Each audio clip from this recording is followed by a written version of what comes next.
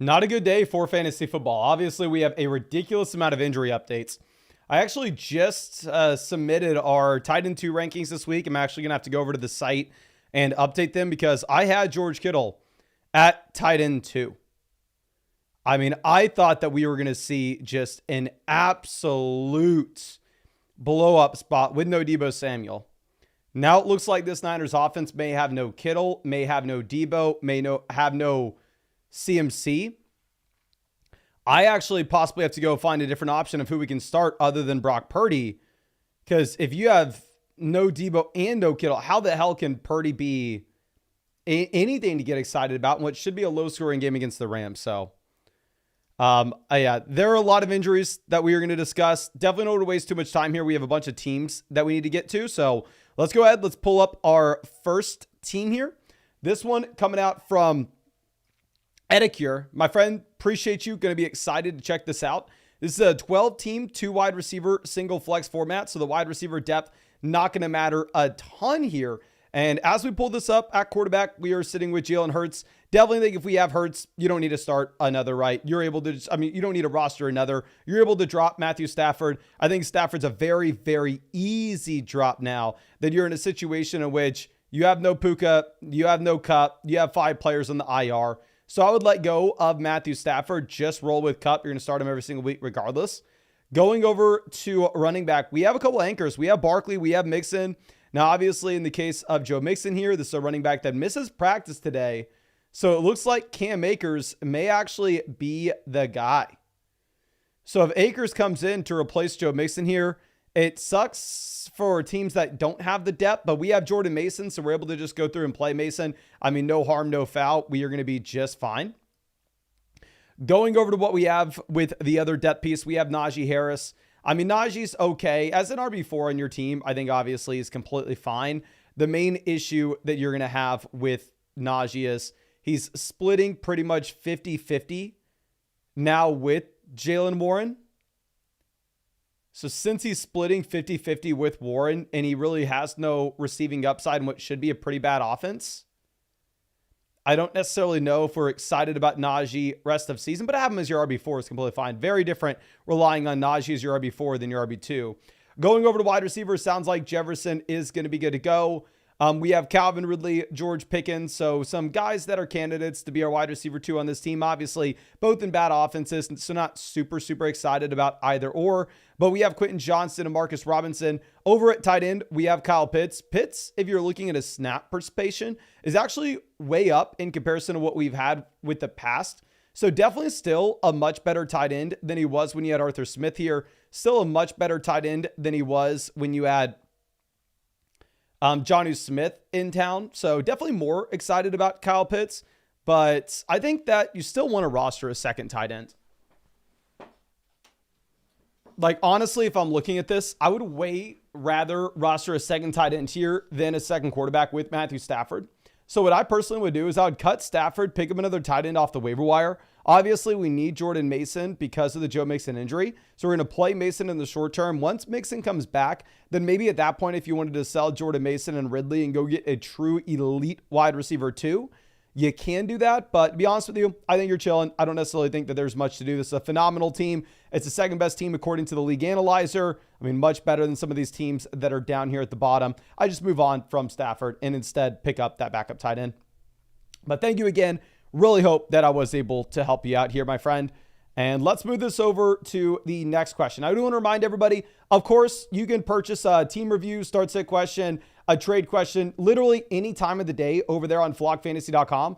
Every single day, I run through and answer all the questions that we've had from that live stream and also the previous day's questions. And even if you're not able to make it to the live stream through flockfantasy.com, we actually send you the clip of me answering your question. So even if you ask a question during the live stream and then you have to leave, you're still going to get the answer sent to you as well. So that's why this is so much better than super chats, because with the super chat system, if you would have super chatted during a live stream and then had to leave, you wouldn't have gotten your answer. Here, you're going to get your answer regardless. But let's go ahead and let's get to our next team. This is team Amon-Ra Drugs. Pretty funny, my friend. I haven't seen that team name before, but it's a 10-team start 7. So 2 wide receiver, single flex, saying, hey, Mason, What would you do if you were in my position? Any changes? I was thinking of trying to package Pacheco and Dobbins for a top 15 or top 10 option at running back or receiver, but don't even know if it's possible. Let me know what you think. No, thank you so much. And honestly, I absolutely love the idea. In terms of selling Pacheco, it's just not going to happen, my friend. Like if you look at Isaiah Pacheco, this running back that potentially is missing the entire season now, you're better off just to slide him to your IR. If you don't have an IR slot, then honestly, I would consider cutting Pacheco. As gross as that sounds, I definitely think that he can be back for the Chiefs at the very end of the season / back for the Chiefs in the playoffs. But in terms of what we should expect here in the immediate term, I don't think you're going to have Pacheco for a very, very long time. Nobody's going to trade for him. So your options, at least in my mind, are either to go ahead and potentially move on from him and instead pick up somebody else down there on the waiver wire or move him to the IR. Obviously, we are 100% preferring to just move him to the IR if possible, if we have that IR slot. But starting off at quarterback, we have Kyler and Purdy. I think Purdy still has enough upside based off how good this offense should be when everybody's healthy to warrant a roster spot down there at QB2. Obviously, we are way more excited about Kyler Murray. You're still starting Kyler Murray pretty much regardless here. So quarterback, we are just fine. I don't necessarily think that there are any adjustments to be made. Now, going over to what we have at running back, we are currently sitting with Jonathan Taylor and Alvin Kamara in the starting lineup. So we have 2 running backs that we can start every single week, regardless of matchup, 2 of those anchors. The depth beyond this, because it's a 10-team league, not as important. Losing out on Pacheco definitely does hurt, but you're going to get Chubb back in a couple weeks. And then looking at J.K. Dobbins as this depth piece, because of if we still had a healthy Isaiah Pacheco here, I would be screaming from the rooftops to go through and actually sell J.K. Dobbins in that 2-for-1 deal to upgrade at wide receiver. But specifically as we sit here, and this is a team that you lost Pacheco, and now it's not like we are as strong when it comes to our running back depth. I think it's a much tougher situation to tell you to go ahead and move on from a running. I think honestly, you may want to hold on to J.K. Dobbins unless you have confidence that we picked up the correct Chiefs backup. My thing is, if this turns into like a full-blown running back by committee, I don't necessarily know how excited we can be about any of Carson Steele, Samaje Perine, et cetera, et cetera. If I had to put my money on someone, we would go ahead and we would say Carson Steele. I know it's showing he's 813 in the league analyzer right now. I've already sent over a message to the developer saying that we need to check this out, make sure it's updated for you. But I don't know if we can just count for them to be a 1-for-1 fill-in with what we had, say, with Pacheco. I think Dobbins is an extremely interesting sell candidate because he doesn't have the receiving role. He is splitting with Edwards. And at the same time, you are potentially having to be concerned about the matchups getting a lot tougher going into the future. But here, because of the Pacheco injury, I think you chill on Dobbins until Chubb's closer to returning. Going over to receiver, we have St. Brown, Smith, Dell, Ridley. Great wide receiver room. It's not like we're rostering too many receivers here either. We have the elite tight end to pair up with Kyler Murray. It's a really strong team. I mean, obviously, we're number 3 with the league analyzer for a reason here. I mean, if we were to adjust anything, I think, yeah, the deal is we sell Dobbins and Dell, and in return, we get back a true elite level asset for the flex. And I've seen a lot of those Dobbins trades in these live streams actually lead to those elite players. But I think you're not as incentivized unless you get a great price because we have the Chubb and Pacheco injuries that we're having to deal with right now. So Dobbins is a quality depth piece. But this is a great team. Obviously, the Pacheco injury sucks, but I think you're still going to be able to crush it going into the future. But really appreciate you. I know we kind of went back and forth during that stream. Hopefully, I was able to help you out a bit. But moving to this over, this is a start-sit question for Zachary Link. My guy, I told you can just shoot me a message whenever you want. Be happy to get to this for you. But anyway, be happy to answer it on the site as well. So it sounds like Jordan Love was actually at practice now back-to-back days, and Jordan Love may end up playing. If Love plays, obviously we play Jaden Reed here. If he doesn't, we're going to go Shakir. And then going over to running back between Spears and Jalen Warren. Sounds like Tajay Spears is going to be playing, but definitely don't trust him. I think we go with Jalen Warren until we see that Spears is fully healthy. But yeah, you pivot from Shakir to Reed if Love does play. Now let's move this over. We have another team review. And I do want to remind you, of course, like I said, you can purchase any start sit questions, any trade questions through flockfantasy.com. Also, the team reviews, but definitely the cheapest way to get that team review is actually taking advantage of the offer that we have over there on Underdog Fantasy, where if you use promo code FLOCK on Underdog, you're actually going to be getting a 50% deposit bonus up to $1,000. Plus, you will get a free Aaron Rodgers pick tonight, more than less than half a total yard. And Underdog's just offering a ton of promos. I'm up almost $300 on Underdog this year just because I'm taking advantage of these promos pretty much every single day. One of the promos this week is a CeeDee Lamb free pick, more than less than half a total yard. But yeah, use promo code FLOCK with the link in the description and comment section. That way you get a free team review in one of these live streams as well. All you got to do is use promo code FLOCK and Underdog, make it minimum a $10 deposit, and have an account set up on flockfantasy.com with the same email address. And give me a free account on flockfantasy.com. But moving this over, this next team's going to be for Kelsey James. This is team all day, where clearly we are the number one team with the league analyzer. It's a 10-team, 2 wide receiver, 1 flex format.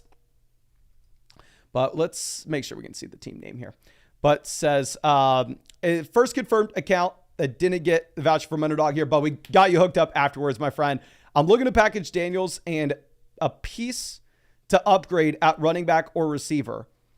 10-team league, so I know depth isn't as important. With that being said, who would you package away? I'm looking at the teams in my league that are ranked 7 through 10 in quarterback rankings. Thank you for the help earlier. No, of course, my friend, very happy to help you out here.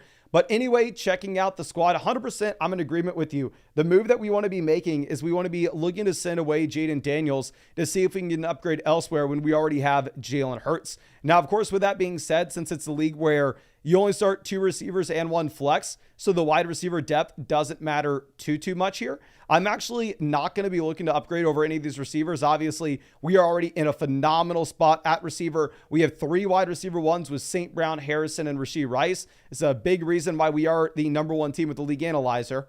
How does somebody has a better wide receiver room than us? They have Jefferson, Nico, Wilson, Godwin. Okay, yeah, they have a pretty damn good wide receiver room. But nonetheless, we have one of the best wide receiver rooms in the league there. I think we're honestly chilling. I like the fact that we're not rostering too many of these guys as well. When we are rostering the players at the bottom end, we're chasing guys with high ceilings such as Rome Odunze. Now, looking at Jaden Daniels, potentially in a 2-for-1 deal here, I think the move is trying to move Daniels with one of these depth running backs to get an upgrade inside the starting lineup. So if we're looking at making that trade, I think it's Jaden Daniels and either Travis Etienne or Kenneth Walker to go get that running back upgrade. Now, based off Kenneth Walker dealing with the injury right now, and we have the very easy fill-in with Zach Charbonnet, I actually don't like the idea of trading away Charbonnet here. Trading away Kenneth Walker because we have that easy fill-in. The Javonte are not going to get anything for him in this kind of league. Nobody needs running back depth that badly. Zach Moss I actually think is going to be a little bit undervalued here. So I think the move is Daniels and Etienne, to be honest with you. Obviously, we have the tight end 1, so we're chilling there. And going and looking at some of the teams with bad quarterbacks, this team has Caleb Williams and Derek Carr. So they're effectively streaming the quarterback position. So if we could somehow sell like Travis Etienne and Jaden Daniels to pivot up to Kyron Williams, I think that could be very interesting. Obviously, it would be a difficult move, but you can send over an offer, see what they say. And if you potentially have to go through and include Rome Odunze, then honestly, I don't think that should stop you with how strong this team is. And we should be able to backfill some quality options down there with the waiver wire. Next squad, you have Dak Prescott sitting here at quarterback. So if you could potentially send, say, Etienne and Daniels and get Jonathan Taylor, going back to what we were saying previously, if you have to include Rome Odunze, I don't think that would be a bad thing to do either. Going over to the other low-ranked quarterback room, this team currently is sitting with Purdy, Love, and Lawrence. So obviously they need some help at quarterback. This is a team that's been decimated with injuries as well. What we could do potentially here with them is we could potentially try to sell them, say, Jaden Daniels. Honestly, Daniels and Etienne to go get McCaffrey here may not be the worst thing in the world because this team obviously really needs some running back up. I'd offer them, say, Etienne for McCaffrey straight up right now because they need a running back that they can start. We have a strong enough team that we can honestly hold off for the long-term upside that you have with McCaffrey. So I would love to see if we can sell them just Travis Etienne straight up for CMC. But yeah, great team, my friend. Really am happy that we were able to check it out. Hope that we were able to help you out with something. Obviously, when we're this much better than every other team in the league, looking at the league analyzer, I don't really think we need to be making many moves, but I'm right there with you. If you are making that trade, it's Daniels and a running back to go get that RB upgrade from one of the teams with the worst quarterback rooms in the league. But this is going to be a trade question from Elias. Says, just bragging, pulled off this trade today. My guy, super happy for you. Obviously, we would way rather have Sam Laporta over Shaheed. Yes, Shaheed's dominated through the first 2 weeks. But yeah, this is a no-brainer move. Love to see it. BCIV coming out saying, could potentially get JSN with it as well. I'm going from London to Jordan Mason to Kyren Williams. I do think that it's a good long-term move, knowing that with Jordan Mason, you are having to deal with, I don't know, Christian McCaffrey coming back in the coming weeks. And once CMC is back in, then at that point, you're in a situation in which you really cannot rely upon Mason. So you go from London to Kyren in the long term. But the thing is, in the short term, I'd rather have Jordan Mason with all the injuries that you've had to the Los Angeles Rams. So looking at this, if you're telling me that we can get Jackson Smith and Jigba, then yes, we're going to do the deal. So with this one, I'm going to mark both sides as the winners. With this one, if we can get Kyren and JSN, then I think it's a no-brainer. I'm just very worried about this Rams offense kind of falling apart. Now, moving this over, it says, looks like a tempting offer, but I don't have much depth. So going from Smith to Tyreek is actually a downgrade in the immediate short term when you have no A.J. Brown and you have no Tua. But in the long term, where Tyreek Hill can still separate himself and be the best asset in fantasy football, honestly, I don't really care. I still go ahead and I just take Tyreek Hill here, my friend. But our next question coming out, this is Team Neighbors in Paris from Brock Sim. Says, I know quarterback's my weak point. What kind of trade could we make? I tested the Hurts owner and he doesn't want to move. So I will say real quick, if we were going to be dealing with a bad quarterback room, this is the league that you want to be doing it in. This is a league where it's a 12-team format where you can start up to 4 wide receivers from a week-to-week perspective. So quarterback is going to make up a slightly lower percentage of our starting lineup output from a week-to-week perspective. So honestly, as we sit here, I'm not super concerned about upgrading quarterback. Definitely would like to if we could. But looking at this currently where we have Dak Prescott, I mean, sitting with Dak, this is a situation in which I don't know, to be honest with you. I don't think you have to trade for an upgraded quarterback, but I would definitely like to pick up another QB off the waiver wire. Let's go ahead and let's look at the rest of the teams here. The rest of the teams are, I mean, you have Derek Carr, Justin Fields, Sam Darnold, Matthew Stafford. It looks like the vast majority of teams here are actually already rostering 2 QBs. So if that is the situation, then maybe, honestly, we do need to go ahead. Like, yeah, the Jalen Hurts team's even rostering Rodgers. Maybe if we can find a price point that makes sense, it could be advantageous for us to go ahead and sell Dak Prescott and get a 2-for-1 upgrade there at quarterback if we have the value to do so with. Now, obviously, like I said, I don't necessarily know if we need to, because you're in a situation in which we are so damn strong and we have the ability to start 4 receivers. Is going over to running back. We have Achane. Obviously, Achane looks like a running back 1 rest of season, especially when we get Tua in. When we get Tua in, he's going to be significantly better. I'm definitely concerned about this overall Miami Dolphins offense. I'm a little bit concerned about Mostert coming in and not necessarily seeing the 29 touches in a game from Achane again, but still going to crush it as an RB1. We have Jordan Mason as an RB1 in the short term. Long term, we have some decent depth pieces with Montgomery, Jalen Warren, Rico Dowdle, Braylon Allen have upside here as well, especially if their situations were to change. So running back, I like the fact that we're rostering this many players. I think we do have a lot of upside. And honestly, I don't necessarily think that there are too many adjustments we want to make here.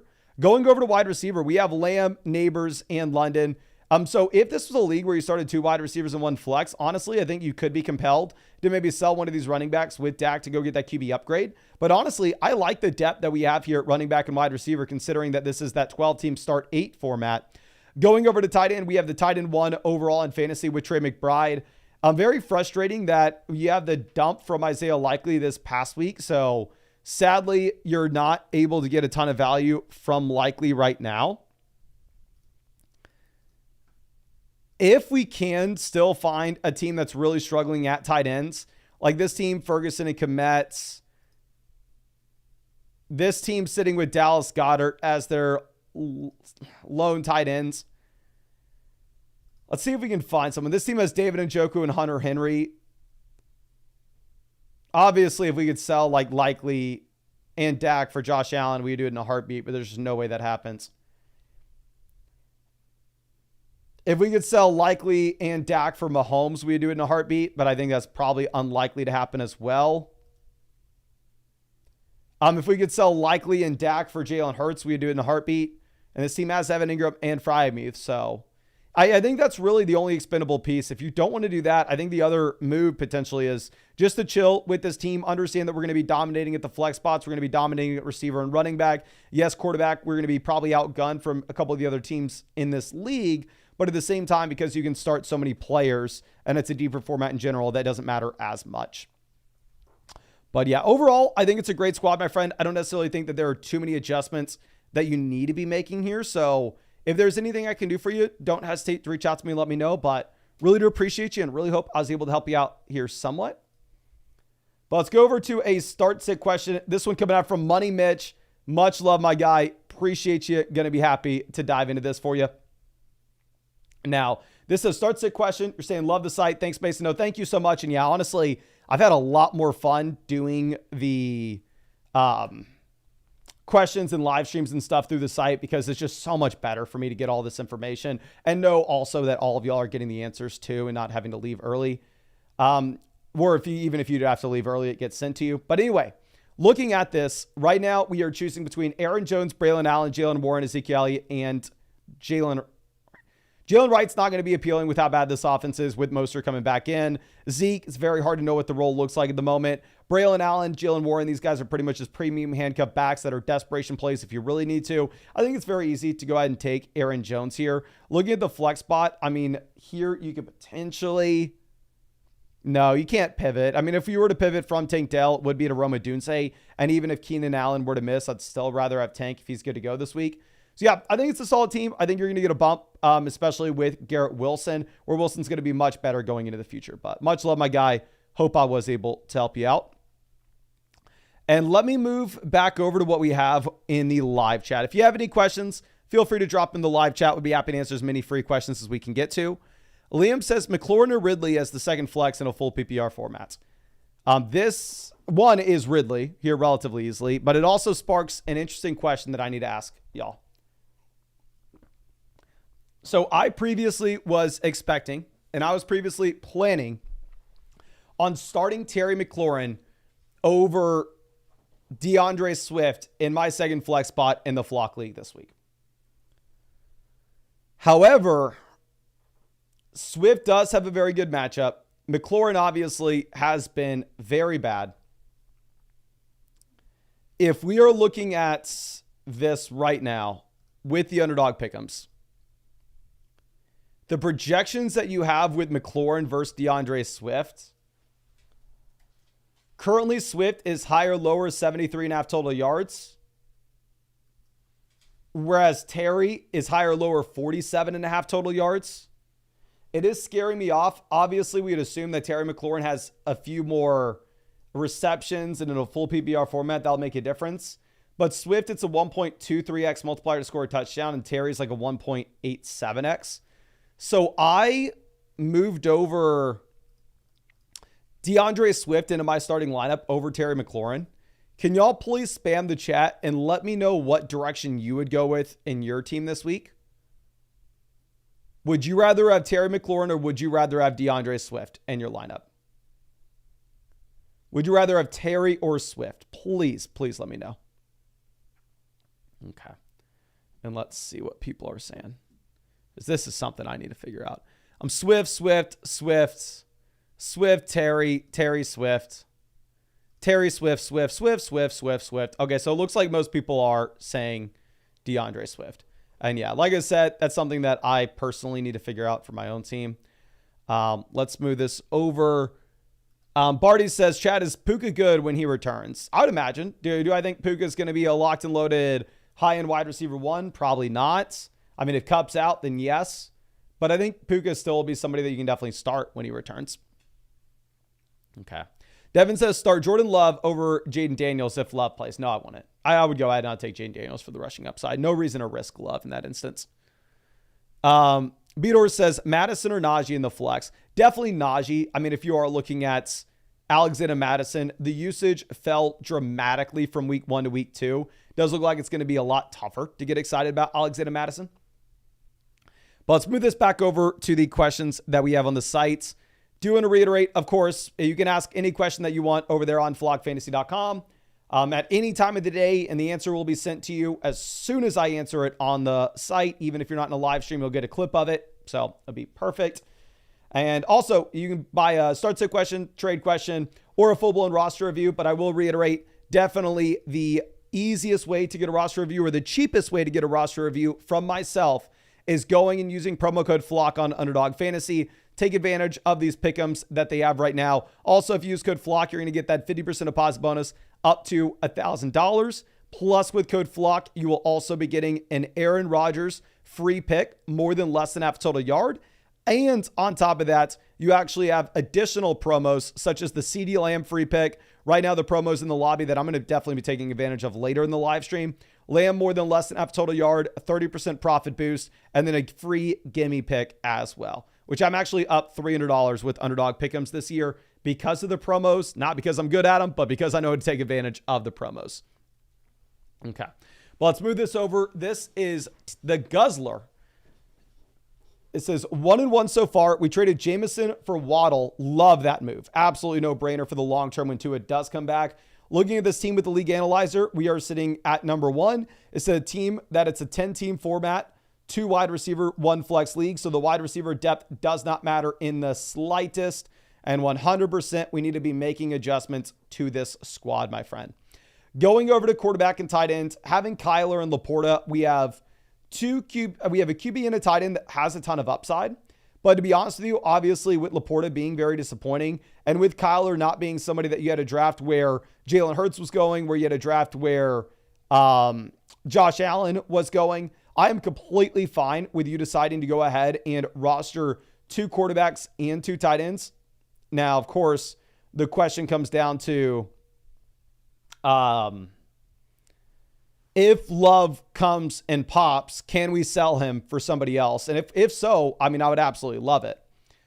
Going over to what we have at running back, we are currently sitting with 2 anchors. We have Gibbs, Taylor. We have Brooks on the IR. We have the depth piece of Najee. So clearly, it's a phenomenal running back room at the top. The depth is very much limited here. I would definitely prefer to build out some depth at RB. Going over to wide receiver, we have the A.J. Brown injury. We had the T. Higgins injury. It sounds like Higgins may be back and may be good to go. But ultimately, we are absolutely crushing. A.J. Brown, Rashee Rice, and Malik Neighbors are all potentially wide receiver 1s rest of season. Higgins and Waddle look like 2 solid wide receiver 2 options. So my thing with this team is, as we sit here with Deontay and Quentin Johnston, what path do these players ever have to hitting our starting lineup? With this strong of a wide receiver room, where you can also see with the bar chart here, we have by far and away the best wide receiver room in this entire league. I don't see a path to these depth options ever hitting your lineup. So like, I would way rather have like Zach Charbonnet in a league like this, where if you were to have that injury to Kenneth Walker, then okay, I can actually go ahead and put this player in the flex spot. Like, I would rather roster the depth running backs than the depth receivers, unless you know your league mates and you know you're going to be able to sell these guys in 2-for-1 deals and get more down the road. But yeah, my main thing is, as soon as you get any value from Deontay, I would love to see if we can sell Deontay Johnson for any type of running back. Go get somebody like Brian Robinson. And then if all of a sudden Austin Eckler were to go down, you know that Brian Robinson is 100% a player that you can start. I just don't necessarily know if these depth receivers, and I would honestly, in this format with how strong this team is, I would consider just dropping Quentin Johnston and picking up a running back off the waiver wire, to be honest. But overall, I mean, obviously, this is a phenomenal team where there aren't too many moves to make. I don't necessarily think we need to be making any trades. The main thing is just trying to maybe shoot for more upside at the running back position that are players just with just an injury away than guys like Deontay Johnson and Quentin Johnson. Okay. Now let's move this over to a trade question. This one coming out from, I believe, Hogan. This is Debo and Ford versus Dobbins and Mooney. So Ford versus Mooney, give me Ford. I don't really care there, though. It's Debo versus J.K. Dobbins. This is the main question. Obviously, Debo, you're not going to have for a couple weeks. I would not accept this deal for Dobbins, my friend. I would just go ahead. I would keep Debo Samuel here. I mean, if you are looking at Debo, this is a wide receiver that when he is back, we can project easily to be a low end wide receiver 1, high end wide receiver 2. Dobbins has 4 receiving yards this year. Splitting with Gus Edwards is going to have much worse matchups going into the future. But let's go over to the next team. This team is Unexplained. Happy to dive into this to you, my friend. Says, hey, Mason, thanks for the advice on the team the other week. I ended up upgrading the running back room. I think my weakest point now is my tight ends. What trades or pickups should we be making? I was thinking about grabbing Hawkinson off the waiver wire to throw in the IR slot, but who would you drop for that? Okay, a couple different things. One, my friend, congrats on making the upgrade at running back. It looks like there are 3 juggernaut teams in this league, and we are one of the 3. Second thing is, I'm sure we already discussed this, but as this is an 8-team format, really we are not incentivized to go ahead and build around the wide receiver depth. I mean, wide receiver is going to be very easy to come by.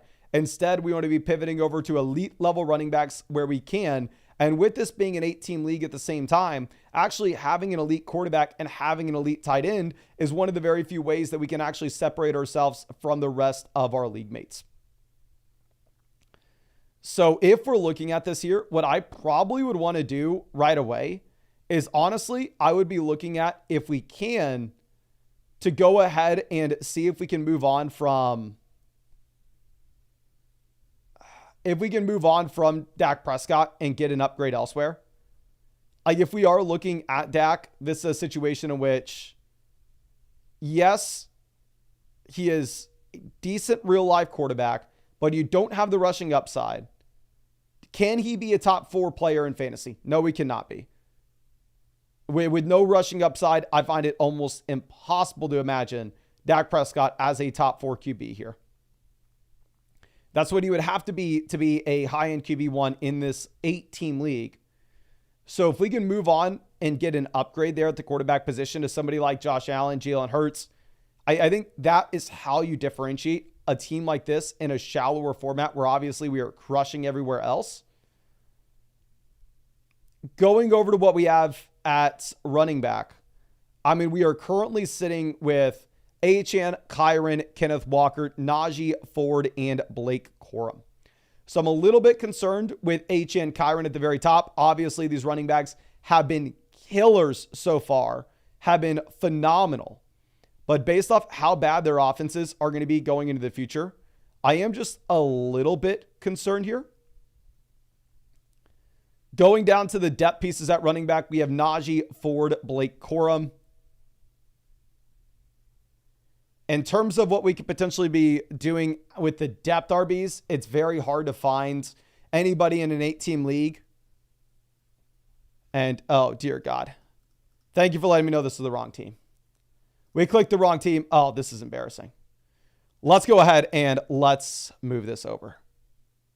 Thank you for everybody letting me know. I see y'all are trying to scream at me in the live chat the entire time. Let's walk this back. Okay. Kyler, quarterback. Love to see it. Love to have the top end quarterback in this league. Nothing else to say there. This other team should definitely try to upgrade over Dak because you want a top end quarterback in an 8-team league, but I think Kyler could be a top 4 QB here.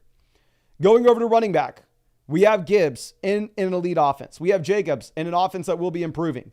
We have Pollard, Brooks, White as guys that we don't really have to rely upon, but are quality depth pieces. They have the opportunity in bad offenses. So running back room, this is great. Going over to wide receiver, you can start up to 4 wide receivers every week in this league. We have St. Brown, so we have an elite wide receiver 1. A.J. Brown's probably a top 8 wide receiver when healthy, so we have 2 wide receiver 1s. We have Ayuk, we have Neighbors, we have Jason, we have Reed, we have Rome. So we have wide receivers down here at the bottom end that have a lot of upside as well. What I would love to do here, if possible, is I would love to, like you're already saying, upgrade tight end. I know we picked up Hunter Henry in replacement of Evan Ingram. If this was a 12-team format, I would say, you know what? Who cares? Let's just continue to dominate people at wide receiver and at running back. But with this being an 8-team league, I think if you're going up against league mates with Hunter Henry, it maybe is a tough spot in general. So to go through and look at like this team with, say, Trey McBride and Isaiah Likely, I would love to see if we could potentially get to McBride.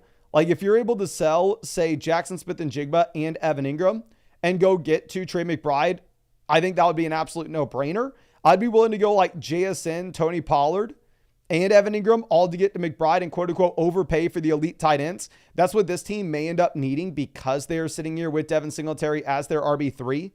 So yeah, if we can take a depth running back, a depth receiver, and our tight end to go get an elite option at the tight end position in an 8-team format where we are loaded, I actually really like that idea. This team is Kelsey and Kittle. If you could possibly buy low on Kelsey by sending like Evan Ingram, Jackson Smith-Njigba to get Travis Kelsey, Tony Pollard and Evan Ingram to go get Travis Kelsey, I think that would be very interesting. Maybe this team would be interested in that given the fact that they had the McCaffrey injury as well. So I think that's the main thing that we would be looking at here, my friend. But Danny says Devs did it again. Was there another trade in the Flock League? Was there? Tell me there was not another Dev trade in the Flock League. The Devs, their accounts are about to get shut down.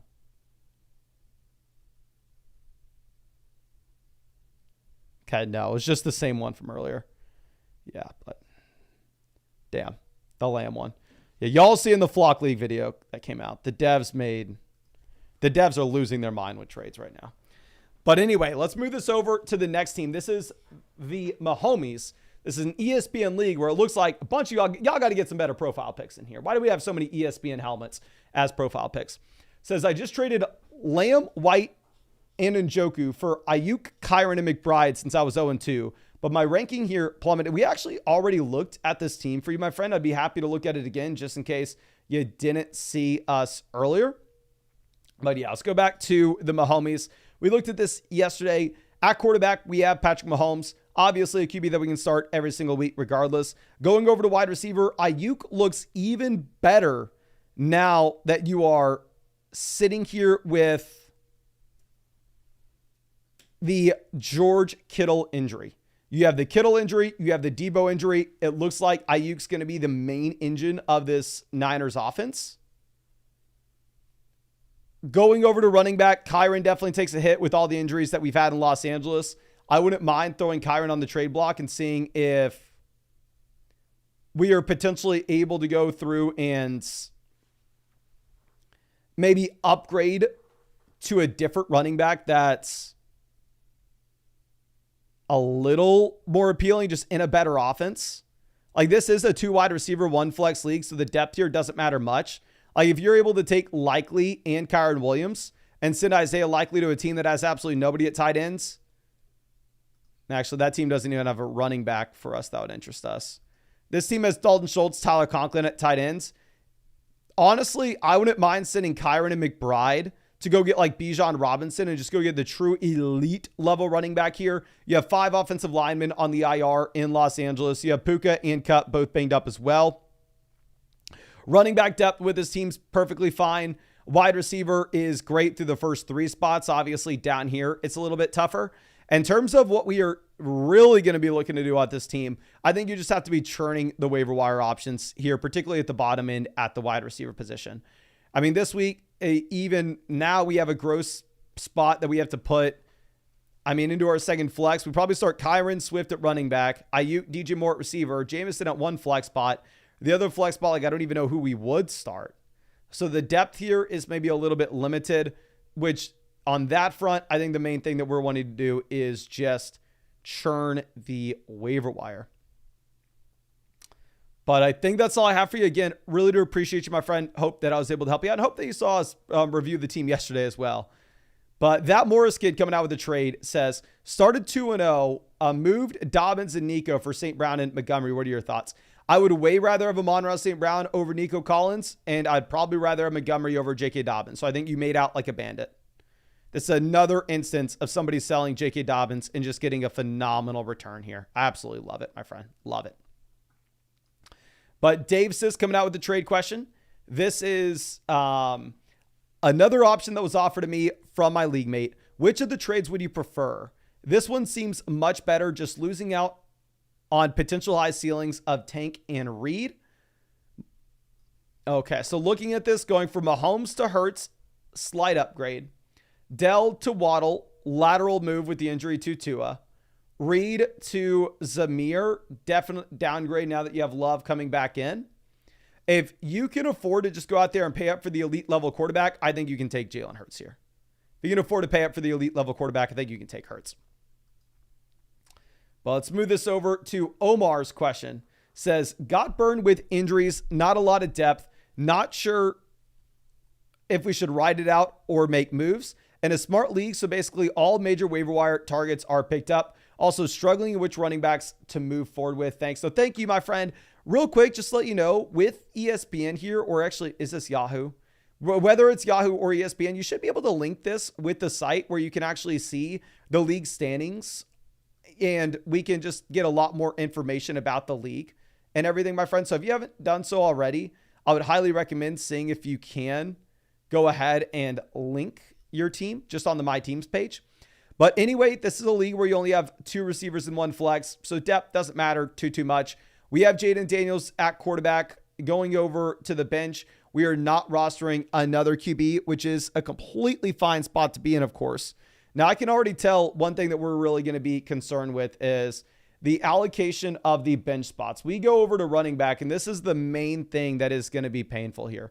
Obviously, this is a team that is getting destroyed when it comes to the running back depth and the running back injuries that we have.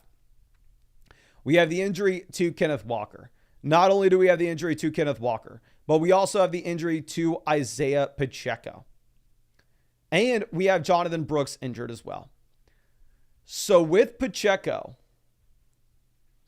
we're having to use an active roster spot for him.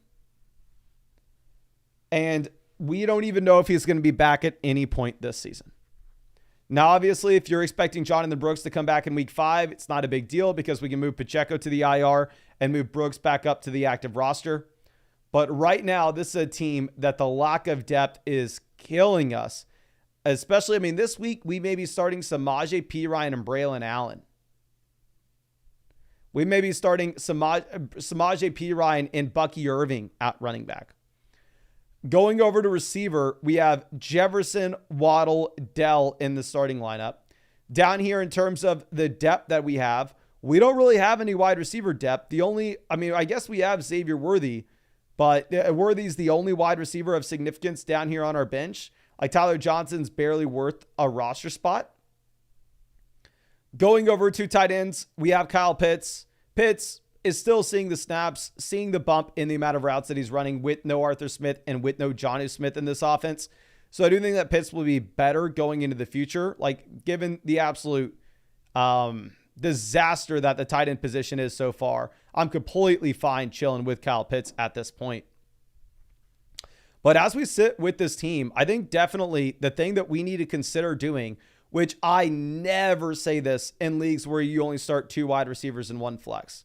In a league like this, the depth doesn't matter. But when you have all these injuries across the board, I wouldn't mind you looking to sell Jefferson for an RB1 and a wide receiver 1.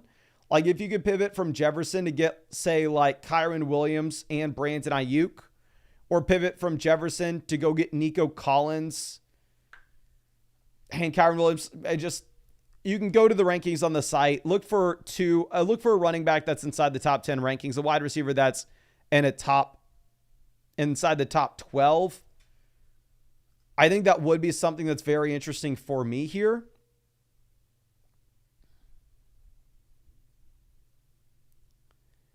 And it sucks to say it, but yeah, when you're sitting here and when we have this lack of depth where we may have to start Bucky Irving and Samaje Perine this week, I think you kind of have to trade for some depth at this point with all the injuries that we've dealt with.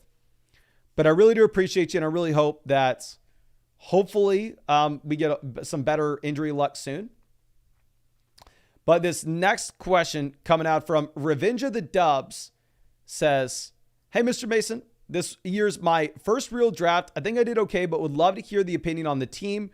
And also, my league doesn't really trade. It's more of a casual family league, but maybe you could come up with a convincing enough deal that someone couldn't refuse. Do we have any tips? I'm for drafting in an 8-team league where quarterbacks go in round 1. And thanks for the fantasy vids. No, thank you, my friend. It's very simple in an 8-team league where you only start 2 wide receivers and 1 flex. Every chance you get, what we need to be doing is we need to be making 2-for-1, 3-for-1 deals to get the best player we can inside the lineup. The wide receiver depth, the running back depth here doesn't really matter at all.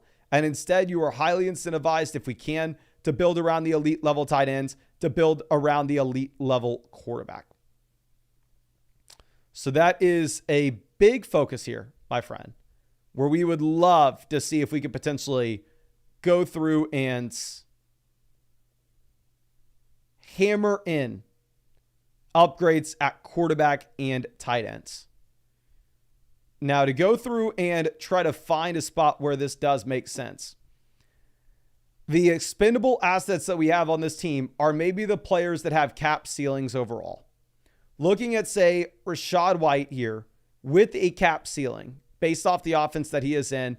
Looking at Derrick Henry with a cap ceiling based off the fact that he's not going to catch the ball. I would love to see if we can sell Rachaad White and CJ Stroud and go get Josh Allen. Would love to sell Rachaad White and CJ Stroud to go get Jalen Hurts, get Lamar Jackson. Specifically in this 8-team start 7 format. You only have 2 wide receivers, 1 flex. It's an 8-team league. Running back depth, wide receiver depth is going to be incredibly easy to come by.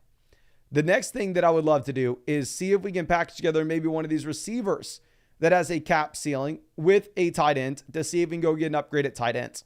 Like if you could potentially sell Pickens and Pitts and go get up to Trey McBride, go buy low on Travis Kelce. I think that would be very interesting. Maybe David Montgomery and Pitts to go get that upgrade. But really, those would be my main pieces of advice in an 8-team league where you only start 2 wide receivers and a flex. You are highly incentivized to make 2-for-1 deals, get improvements inside the starting lineup, potentially have an elite quarterback, potentially have an elite tight ends.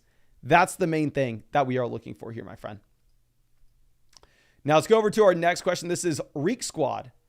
This is a 12-team, 2 wide receiver, 1 flex. So yeah, the wide receiver depth doesn't matter too much here either. But looking at this right now, we are 4th in the league analyzer, but really all these teams at the top are about the same. And pulling this up, this is a team where we have the Tua injury negatively impacting both Devon Achane as well as Tyreek Hill. Going over to quarterback, we have Kyler, who appears like he is just going to be a start for us kind of every single week, regardless of the matchup here. Obviously, having Fields down on the bench is something that is okay. Like, we definitely can roster Justin Fields here. But yeah, we're just going to be starting Kyler regardless. But Fields has the name appeal and he has the rushing upside. Or if you were to get a couple massive spike weeks from Justin Fields, I wouldn't be surprised if you would be able to turn around and then look to sell him highly. Now, going over to what we have at running back, we are currently sitting with Achane. In regards of Achane, this is a situation in which he looks like he would have been a top 3 running back rest of season if it wasn't for the Tua injury. Elite receiving back, appears like he is the best. He was the best early round pick in all of drafts this year. Now, of course, the issue is when Tua goes down, this offense is just going to be dramatically worse in comparison to what it would have been with Tua. So I'm definitely knocking Achane down a bit. Like I said in the sell high video, if you could sell him for Amon-Ra St. Brown, if you could sell him for Justin Jefferson, I wouldn't mind a pivot at all at that point, specifically because of the overall offensive hit that you have. Going over to RB2, we have Jonathan Brooks in the long term. We have Najee Harris as somebody that we can play in the short term. We have Pacheco on the IR. We have Benson as the long-term piece. We have Dowdle and Bigsby as assets with upside if their situations were to change in front of them. But as we sit here, I mean, the running back 2 situation with this team should be a really good one in the long term. In the short term, it's very tough. Going over to wide receiver, we have Tyreek Hill who gets the hit with no Tua as well. So, I mean, yeah, if Tua didn't go down, this team would probably be number 1 in the league analyzer. We have Adams as a solid wide receiver 2 candidate. We have George Pickens. We have Brian Thomas in consideration there for the flex spots every single week. To be honest with you, I actually probably would move on from Alec Pierce to pick up another running back off the waiver wire, which is crazy to say considering the fact that we're already rostering 7 running backs in comparison to 5 receivers. But it's a league where you're going to start 2 wide receivers, 1 flex. I don't see a reasonable path for Alec Pierce to get into our starting lineup. But if instead we could roster another guy that looks like Rico Dowdle, who's an injury away from actually all of a sudden being a plug and play option. And when we do have 2 of our running backs on this team currently are injured in Jonathan Brooks and Isaiah Pacheco, and our running back 2 in Najee Harris doesn't look like he is a guaranteed lock for RB2 at all. I'd rather chase running back upside here than someone like Pierce, where I'm very confident with our wide receiver room. And then sitting with Mark Andrews at tight end, I think it will be better going into the future. But overall, it's a team that we really just need to be patient with. And the main thing that we need to do is send up that prayer that hopefully we end up coming away with only a 4-game absence from Tua. If Tua comes back for this team in week 7, you are going to be absolutely crushing it. But much love, my friend. Really do appreciate you and hope that I was able to help you out here. But let's go back over and let's answer some of the free questions in the live chat real quick. So if you have any questions you want answered for free, please drop them in the chat. Be super happy to get to them for you. Steven says he sent us a message on the site. Okay, we'll be super happy to check that out, my friend. Barty thinks he's funny. That's hilarious, my guy. Ha ha. We're all laughing. Lino says Jameson Williams or Mike Evans. I think we're going to go Mike Evans. I understand that Godwin was the guy last week. And honestly, based off the Godwin slot usage, I do think that Evans may be a little more inconsistent this year than what you had last season. But I still view Mike Evans as that wide receiver that we have a massive sample of dominance from. Where with Jameson Williams, I mean, you are sitting here with a solid 2 weeks that we can look at. Now, obviously, with Jameson, they've been very strong 2 weeks. But Jared Goff also had 55 pass attempts last week. So I don't know if that's going to carry over again. Steven says, love the videos about your league. Thank you. Yeah, honestly, there are very few things that this football season, just full transparency, I'll pull back the curtain for y'all.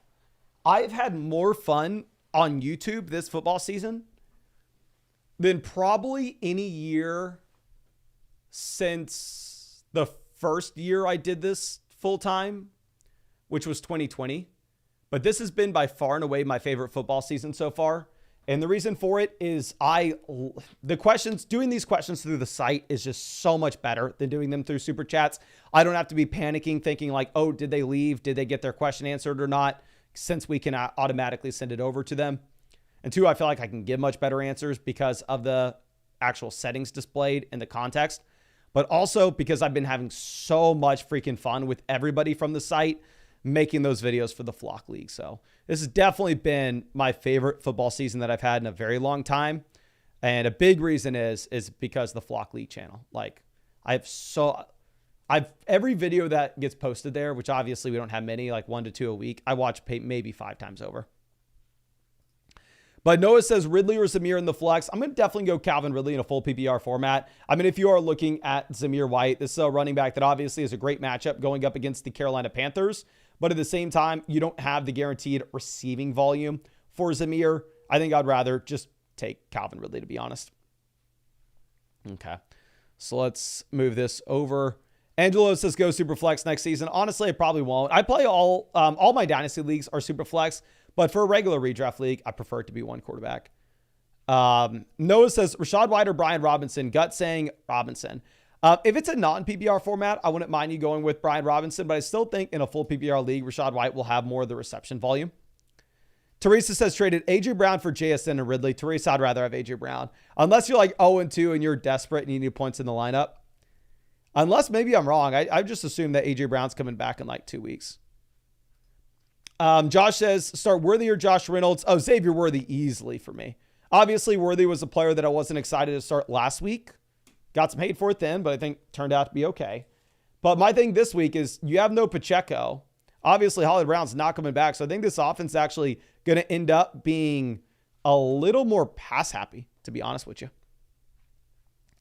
Teresa says she's desperate. Okay, if you're desperate, I understand doing it. Like, we actually saw the editor. So in the Flock League, obviously, they're all the creators that y'all see in every video.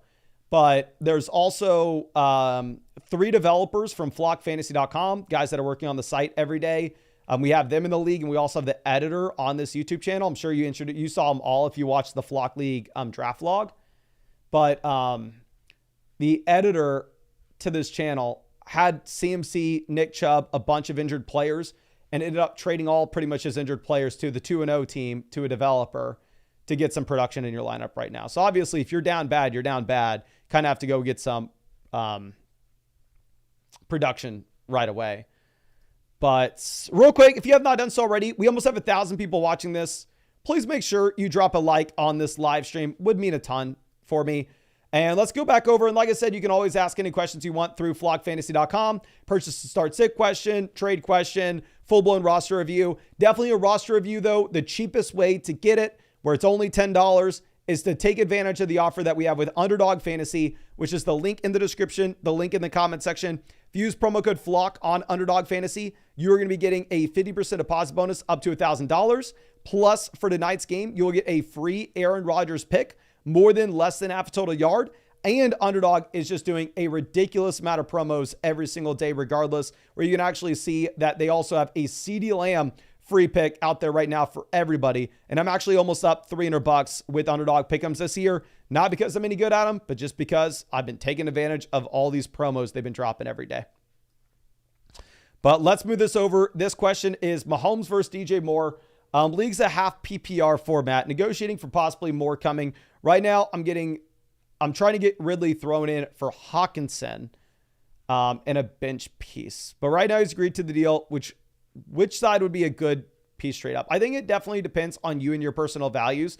You can see with my rankings, I have Mahomes at 38 overall, DJ Moore at 42 overall. So they are very close. I think I give a slight edge to the Mahomes side. But obviously, if you're sitting here with like Mahomes and Jaden Daniels, then I think you could make an argument for DJ Moore.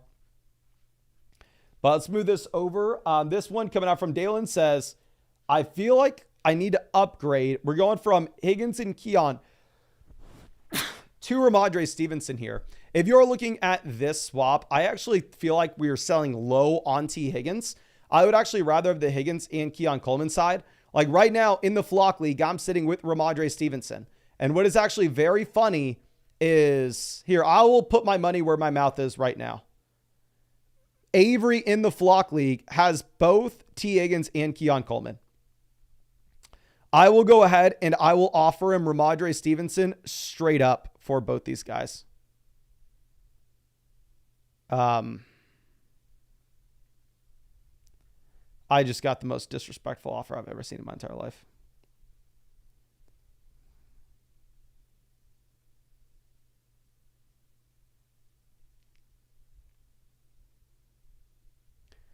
I just got offered freaking Carson Steele and DeMarcus Robinson for Ramondre Stevenson. But I'm going to go ahead. I'm going to offer Ramondre Stevenson for T. Higgins and Keon Coleman right now. I would straight up rather have Ramondre. Okay. And this is taking too much time. I'll do it in a second. But anyway, let's move over to our next question. This one coming out from Ryan. This is, he said he would drop Barkley and Achane out. Well, I definitely prefer Barkley over Achane right now. If we're looking at, say, Brandon Cooks versus Pollard, easily give me Pollard. CMC versus Garrett Wilson, give me Garrett Wilson. To pay Zay Flowers to get it done, yeah, I would way rather take the Barkley side of this.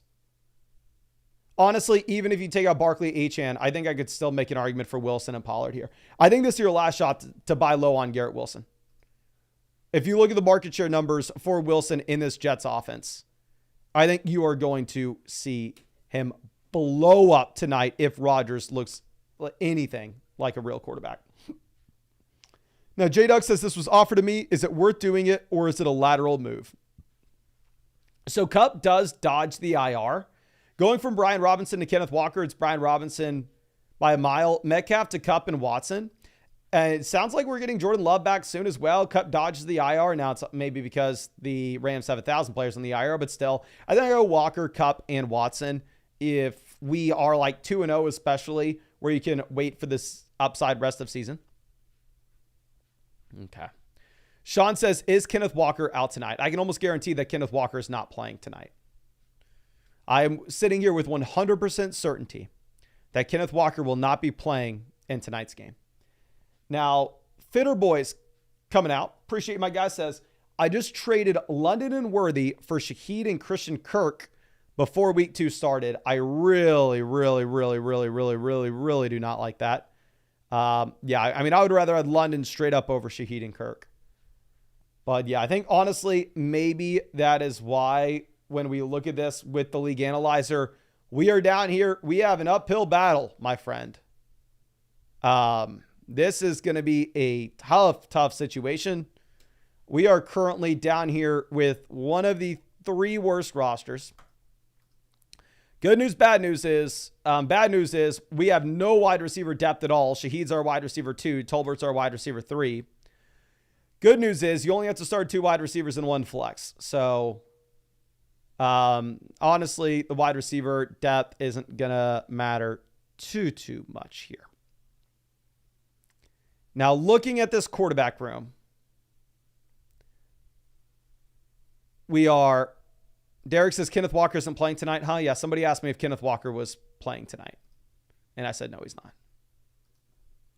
But yeah, this team is in a tough situation after trading away London. Right now, quarterback, we have Baker, Cousins. Fine quarterbacks to play the matchups between, right? Like, I definitely think that you can kind of go back and forth here between these 2 options and just based off whoever has the better matchup that week. Now, I would love to upgrade long-term if we could, but we can't. We can't afford it. Going over to running back, we have Barkley as an anchor. You'll love to see it. We have Moss as an RB2, who I think is going to be better going into the future. But then after that, we have absolutely no depth whatsoever. Going over to wide receiver, we have Ayuk, Shaheed, Tolbert, Yoshi, Tyler Johnson, and Ray McLeod. So I'm very excited about what we have with Brandon Ayuk. Ayuk looks like he's going to be the full engine of this Niners offense going into this week. Obviously, no hesitation to play him whatsoever. Now, the wide receivers beyond this are garbage. This is a team where right now we are starting Saquon Barkley, Zach Moss, Ayuk, Shaheed. And then for our flex spot, we're considering Tolbert, Yoshi, Tyler Johnson. Like, we have nobody. I hate to say this. Hate to say this. But if you can sell Saquon Barkley for another top 10 running back and a wide receiver 1, this is a move that you possibly have to make. We have no depth. This is a team with no injuries right now and no bye weeks, and we're having to put Jalen Tolbert into our flex spot. It sucks. I think you have to tear down from Barkley.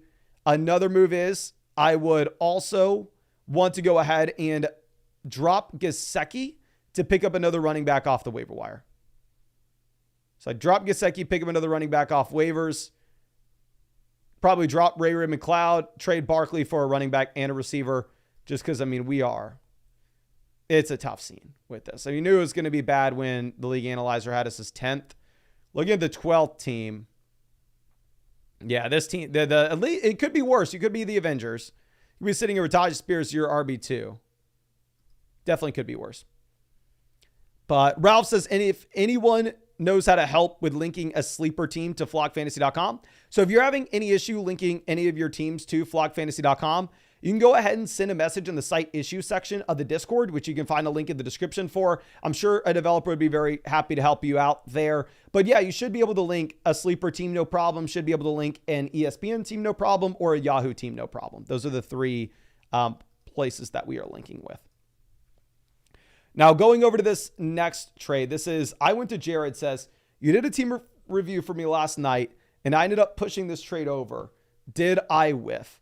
So I would rather have Jonathan Taylor over Kyren Williams rest of season based off 5 injured offensive linemen for the Rams being on the IR, both Kupp and Puka being severely injured as well. I think the Rams offense is about to collapse. Now, I do think that they're very, very close. I actually like Zach Moss as a potential buy low candidate as well. So I think I may prefer Kyren and Moss here. Can y'all please spam the chat? Would you rather have would you rather have the Taylor side or the Kyren side? The Taylor side or the Kyren side? Can you please spam the live chat and let me know? And also, while you're down there, we have passed 1,000 live viewers on this stream. Thank you so much for everybody hanging out with me. If you have not done so already, would love if you can go down there and drop a like on this stream.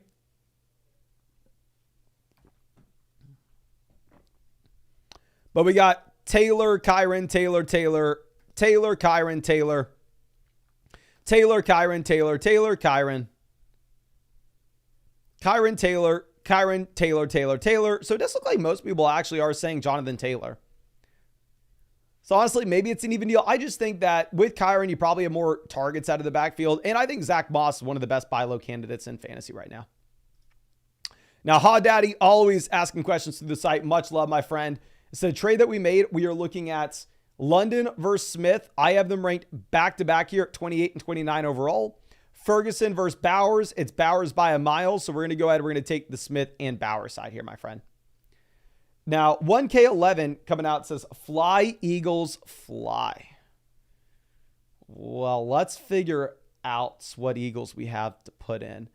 Running back, I do not even think Zach Moss is close to these other options this week. I think Zach Moss is an easy mid RB2, a must-start player, and a phenomenal matchup against Washington. I think that the Bengals should be a team that we project out to be top 5 in the NFL in total points scored this week. And we are getting pretty much every single opportunity in this backfield going in the direction of Zach Moss. Now going over to what we have with the flex spot. This is a situation where we have no A.J. Brown, so obviously it's going to be much tougher. We have no Hawkinson. Judy has been performing well. You have the upside of Carson Steele, Jerome Ford, Brian Thomas Jr. I think these are the 3 players that I'm really going back and forth between. If I'm looking at my flex rankings this week, I have Steele at 59, Ford at 62, and Brian Thomas Jr. at 62. Looking at the underdog pick'ems, you have Jerome Ford, higher, lower, 72.5 total yards. You have Carson Steele, higher, lower, 57.5 total yards. And you have Brian Thomas, higher, lower, 41.5. But to be honest with you, I just think that Jerome Ford has a very hard time hitting that mark this week. If Kareem Hunt is inactive, we go Carson Steele. If Kareem Hunt's active, we go with Jerome Ford. Obviously, can't hurt you to bench Steele this week, see what happens, and then have more information to possibly play Steele the following week. Now we have a massive dono coming out from Little Coing. Much love, my friend. Super excited to go ahead and check this team out for you. This is a full PPR 12-team start 8 format, so we can start 4 receivers from week-to-week perspective. The Puka injury is really hurting us. We have a median scoring in this league, and I think median scoring is definitely something that you should do if you're trying to take the league as serious as possible. Selfishly, in my own league, we're not doing median scoring this year, and I honestly got very, very lucky. But anyway, I managed to break even through the first 2 weeks.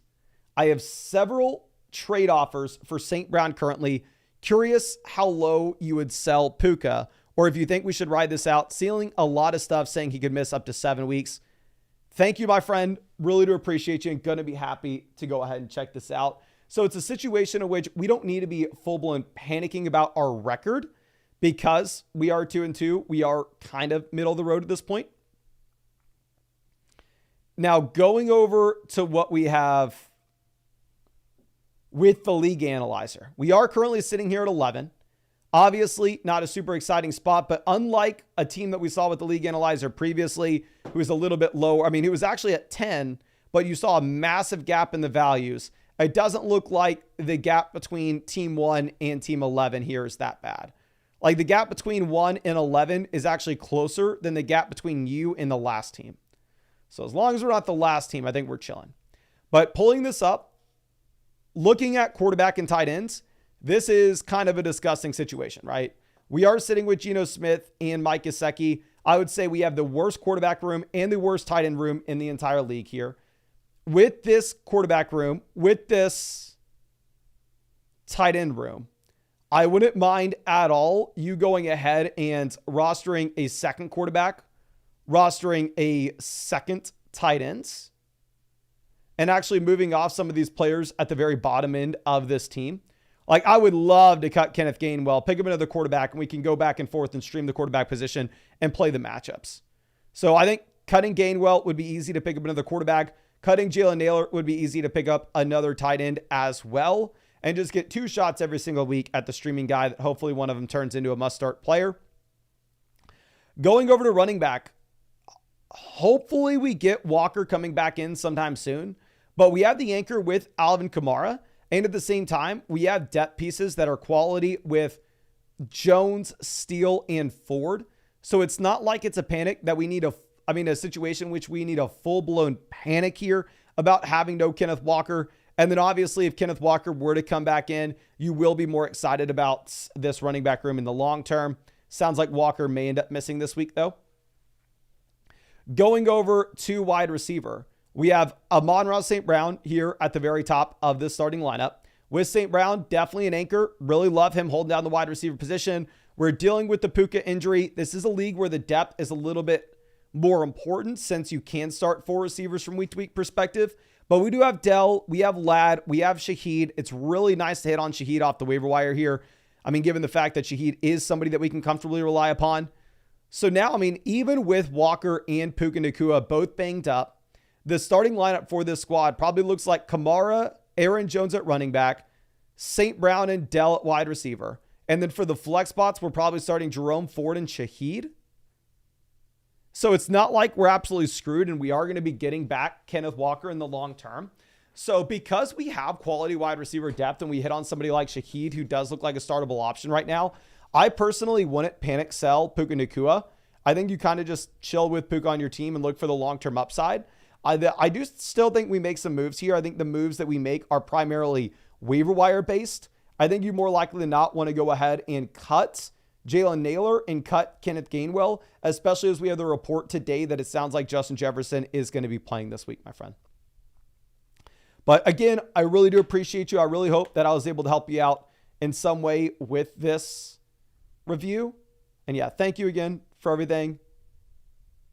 And yeah, hopefully we get Puka Nacua back earlier than we are expecting. Because obviously we know he's out at minimum another 3 weeks, but who knows? Who knows? Now, let's answer some questions, the free chat questions real quick. So if you have any questions you want answered for free, drop them in the chat. Try my best to get to them. Zodic says, do I start Shaheed or Brandon Ayuk? This is Brandon Ayuk by a mile, my friend.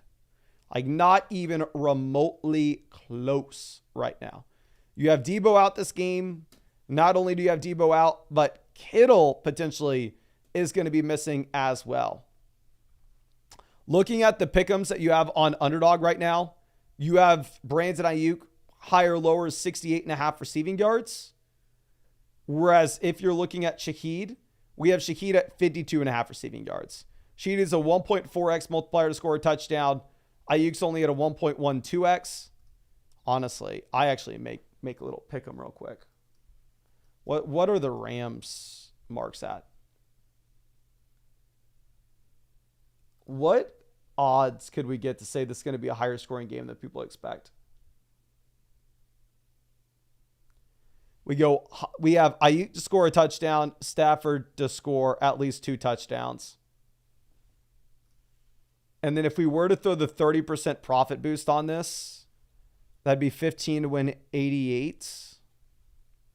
No, we're going to save that. We're going to save our 30% profit boost. But yeah, we're not doing that. Do not lock that in. Do not tell us on that. I don't like the way the numbers look there. But anyway, yeah, for sure. Please go Brandon Ayuk. For sure, go Ayuk. Let's move this over. Nick says Andrews over Henry. For sure, play Mark Andrews over Hunter Henry. That's very easy. I understand Hunter Henry absolutely dominated this past week, but still, the Pats are projecting out to be the lowest scoring offense in the NFL, whereas Mark Andrews should be in a very high scoring game environment with the Ravens-Cowboys game. Okay. Yeet Your Feet says, I saw your news video saying to sell DK. Would you sell DK and Christian Kirk for London in a Dynasty league? I would. In a Dynasty league, one, I don't really care about Christian Kirk. Two, if you're looking at the age gap that you have between these guys, DK Metcalf turning 27. Drake London doesn't turn 24 till July. So Drake London's like 4 years younger than Metcalf. You have the long-term play in Penix as well. I'd way rather have Drake London over DK Metcalf in Dynasty. Celeris says, what does picks ranks mean? That's for Dynasty. For redraft, it doesn't matter at all. There's no ranking with picks. We're actually going to be replacing that with waiver wire options very soon. Danny says, start Darnold or Dak. So you get positive news regarding the Vikings passing offense here, where it does sound like you are going to be getting, say,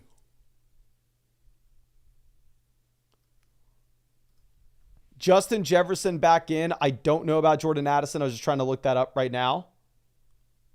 But I would still probably go Dak, to be honest. I know Darnold's looked very good through the first 2 weeks, but it has been 2 weeks.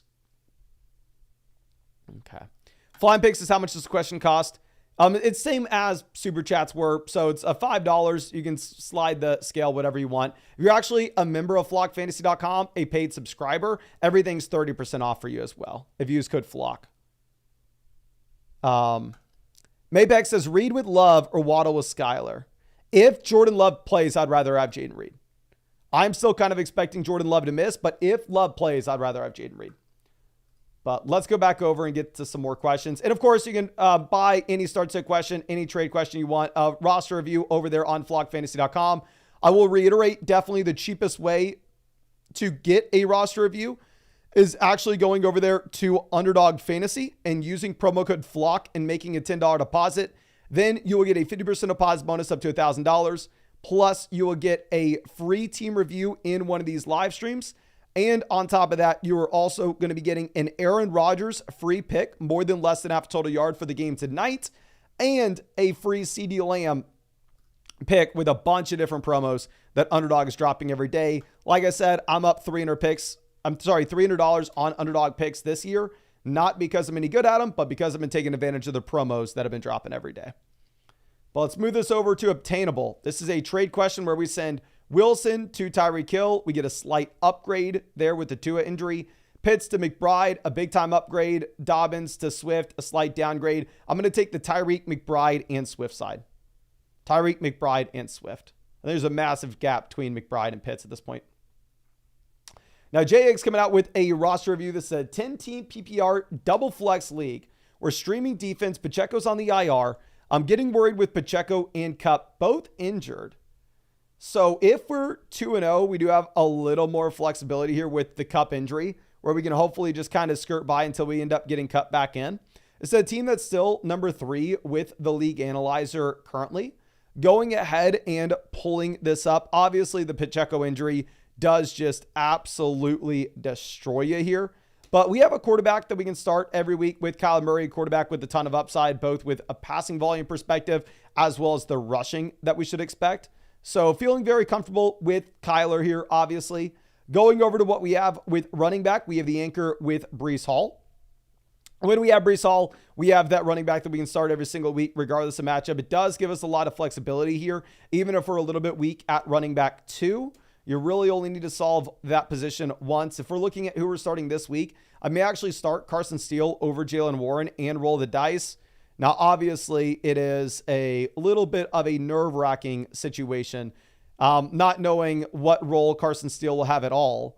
But at the same time, we know for almost a fact here that you are going to see Jaylen Warren in a 50-50 running back by committee with Najee Harris. So I would for sure start Steele over Warren, but we have a running back too that we can rely upon. Going over to receiver, we have Harrison, Rice, Neighbors. 3 receivers we can start every single week. We have a viable flex play either between Brian Thomas Jr. or Jerry Jeudy. So this is a team that 100%, obviously, the Isaiah Pacheco injury does negatively impact us, as well as the Cooper Kupp injury. But the question is, can we look at, like, I know you want us to look at other teams to see if we can find trade packages that make sense. I'm just thinking structurally, does it make sense for this team to make a trade? It's a 10-team league, so the depth isn't going to be super, super hard to come by. This week, we're going to be able to start, say, Brees and Carson Steele at running back. Wide receiver, we're starting Harrison, Rice, Neighbors, Brian Thomas. So for the 2 receivers and 2 flex spots, we have Kyler and Ferguson. It's not the strongest team in the world in a 10-team league. But at the same time, you're in a situation in which all we have to do is kind of be average until we end up getting Cooper Kupp back in. Obviously, the main thing that we're having to do right now is continuously churn the waiver wire between these guys like Jerry Jeudy, Bucky Irving. I could see a trade making sense down the road for this team. Once we have, say, a full-blown breakout from Brian Thomas, once we have Cooper Kupp back in this offense, then at that point, if we wanted to go ahead and sell one of these wide receivers to pivot over and get an upgrade at running back 2, I would look to do that. But the issue is, I don't necessarily think you can afford to do that right now based off the Cooper Kupp injury. I think we actually kind of have to hold on to this wide receiver depth that we currently are sitting with. So I think, honestly, you're kind of chilling here, my friend. I don't necessarily think that you need to be making any moves. If this was a 12-team formats, then maybe at that point, you possibly...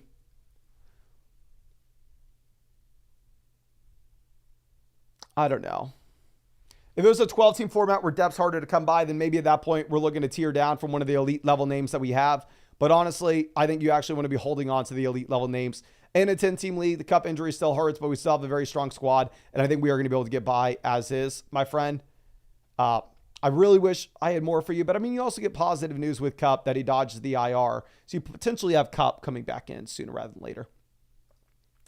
But Gordians to say, Mason, still haven't used my voucher. I got my voucher for using code FLOCK, been almost a week now. Any idea when it will come?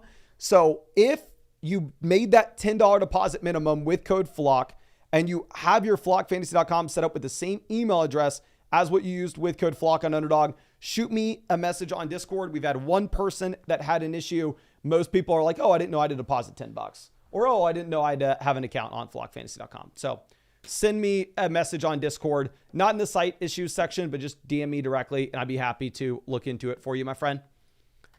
But Trailer Park Boys coming out says, I made this deal earlier today. My other running backs and receivers are Lamb, London, Keon, Kirk, James Cook, Jacob. So we have plenty of depth.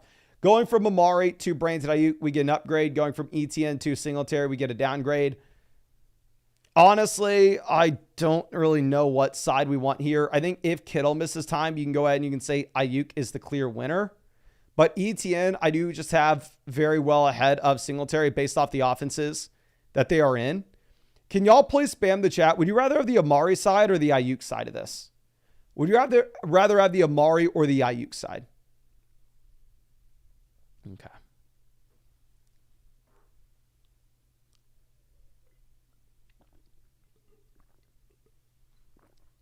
Now let's see what people are saying. Amari, Ayuk, Amari, Ayuk, Ayuk, Ayuk, Ayuk, Ayuk, Ayuk, Ayuk. So I guess everybody is on the Brandon Ayuk side of this. I still think that there's some upside here with ETN. But yeah, I mean, if you have no Debo and you have no Kittle, obviously Ayuk's going to be in a spot to absolutely crush for over the next like 3 weeks. Now, CFIT's coming out and says this is a 12-team double flex formats. So here we are sending Brian Robinson and Zamir White, slight downgrade. We're upgrading from Waddle to Harrison, and we're throwing in a bunch of junk to get it done. This is easily the Marvin Harrison Jr. side. This is the instance of, hey, we're selling 4 quarters and we're getting back $1 and a dime. Just give me the dollar. You can pick up a couple players off the waiver wire that look like Brandon Cooks. It's not going to be a big deal. Now, Ray Charles coming out with a start sit question says, Jones, Worthy, or White for the second flex spot. So let's go ahead and let's figure this out, my friend. So obviously Rachaad White has been very disappointing, but honestly, what I probably do for you is I probably start both running backs here. I don't see where you have White. Or ooh, is this Zamir White? Ooh. Zamir White versus Xavier Worthy is actually tougher. You have a great matchup for Zamir, but actually probably go with Xavier Worthy. Where if you are looking at Worthy, I think this offense may end up being a little more pass happy this week compared to what we've had through the first two. I think you could have the passing volume and get that tick up here in Kansas City. And obviously Hollywood Brown is not coming back. So yeah, I think we're going to go with White. Now we have a trade question coming out from Micah. This is Brock Bowers versus Zach Moss and Trey McBride. We already have Harrison and Kyler. Have really high hopes for Bowers. My guy, I would rather have McBride straight up over Brock Bowers. I mean, looking at Zach Moss just as a sweetener here, it's the McBride side relatively easily. Now, Jay Rodriguez has asked a bunch of questions through the site. My guy, thank you. 10-team, double flex. We have Bowers as our tight end. What's the value you should be aiming to get with Andrews JK? If you have Bowers as your tight end, I would love to go get Tyreek here. Even if you can't get Tyreek, I would still be fine pivoting down to a wide receiver like A.J. Brown that's banged up at the moment, or Garrett Wilson. But yeah, I love the idea of pivoting these two guys to get the elite wide receiver if we have Bowers on the squad. Now, Dispatch 15 says we have Saquon, Cook, Kamara at running back. Receiver, we have Jefferson, DJ Moore, Debo. After the Debo injury came out, my guy, I would way rather have Saquon over Tyreek at this point. Obviously, if Tua was fully healthy, then at that point I understand, oh yeah, Debo goes out. We need another wide receiver. Let's trade away Saquon for Tyreek. But no, at this point, I think you just absolutely have to go ahead. You have to take Saquon Barkley over Tyreek. Get the positional value where wide receivers a little bit easier to come by. And at the same time, I think Saquon just crushes Tyreek from a points per game perspective until Tua comes back. Now, Bodie coming out. Brees Lightning. Long time member of the flock. Happy to check it out. Says Mace. Big week for me. I'm playing my rival, a.k.a. everyone's daddy, who, yeah, is sitting right here. Definitely the two best teams in this league. I must win this week. Do you think we have a chance? I know you reviewed my team, but I made a move or two since then. What should we be looking to do? Jordan Mason for the future, or any other moves that we should be looking to make? First thing I don't want to address is this is a league of the haves versus the haves not.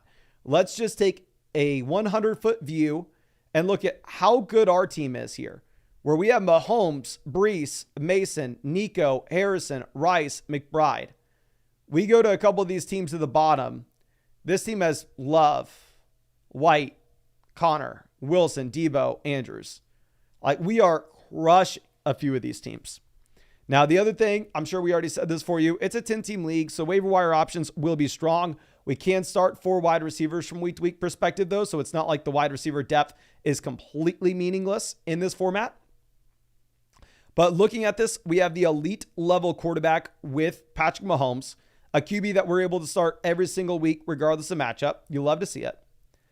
Going over to running back, we are currently sitting with Breece Hall, an anchor running back that's going to allow us to have a lot of flexibility beyond this on this team. So looking at Jordan Mason, obviously we can say that he is a top end talent in the short term, but at the same time, he is a ticking time bomb. When CMC does get back, you are in a situation in which Jordan Mason's value gets cut in half, right? I mean, maybe by 80%. He goes from being that low-end RB1 every single week to all of a sudden just being a premium handcuff. So if we are looking at this with Jordan Mason, if you're a team that needed his production, 100% you ride it out. But this team, we have Montgomery, we have Charbonnet filling in for Kenneth Walker.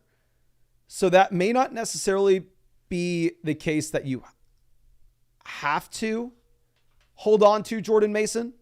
What I would actually do instead on this squad, because if we submit this starting lineup this week, we have Breece Mason at running back. Wide receiver, we have Nico Harrison. The first flex, we have Rice. Second flex, we probably go Charbonnet, but it's not that much of a drop off to David Montgomery. And Charbonnet kind of has that ticking time bomb element to himself as well, where when Kenneth Walker is back in, obviously is going to be worth significantly less. So if we can go over to the Kenneth Walker team, who this week's having to start Javonte Williams and Carson Steele, and we could potentially sell them Zach Charbonnet to fill in for Kenneth Walker and get an upgrade elsewhere, I think that would be very much advantageous.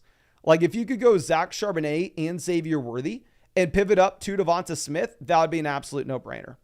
If you could go Charbonnet, say, and Rashee Rice and pivot over to Tyreek Hill, I think that would be an absolute no-brainer. I mean, we can say the same thing with maybe another weak running back room. This team could definitely use a player like Charbonnet. If you want to essentially try to send them Charbonnet and Nico Collins to get to Jamar Chase, I would love it. Send them Charbonnet and Rashee Rice to get to A.J. Brown. I think that would make a lot of sense as well. But those would be the moves that I'm making because Charbonnet obviously has the absolute stud role through the first 3 weeks. But going into the future, and when we have Mason to cover that for right now, I think getting in some long-term value makes a lot of sense. Obviously, we're extremely strong at wide receiver. We don't have to do it. We have the tight end 1 in fantasy. We don't have to make any plays there. So I think you're in a phenomenal spot. The only thing is for you, I'd try to squeeze out a little value from Charbonnet. And if you can't, I'm probably just going to go ahead and start Charbonnet over Montgomery in that second flex spot this week. But obviously, if you can't sell, then at that point, we're just going to go ahead and we are going to probably just throw in Montgomery. But let's move this over to a couple questions. Brady says, should we trade Achane and Amari for Garrett Wilson and Jamar Chase? So going from Achane to Jamar, I would rather have Jamar Chase rest of season. Amari to Garrett Wilson, I'd rather have Garrett Wilson. Now, I really want to be on record here. If Tua stayed healthy, Devon Achane would arguably be RB2 rest of season. Devon Achane still my running back 5 in my rest of season rankings. Obviously, absolutely crushing it and looks like he was the best early round pick in all of fantasy football this year.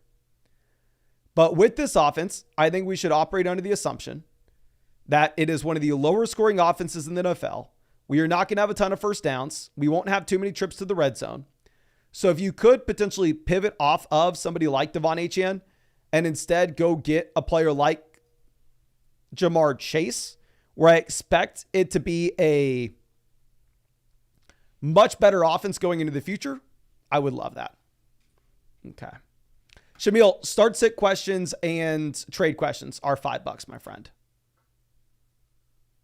If we had roster reviews for $5 on the website, I would be live streaming for 24 hours and I would never be able to get to any of them.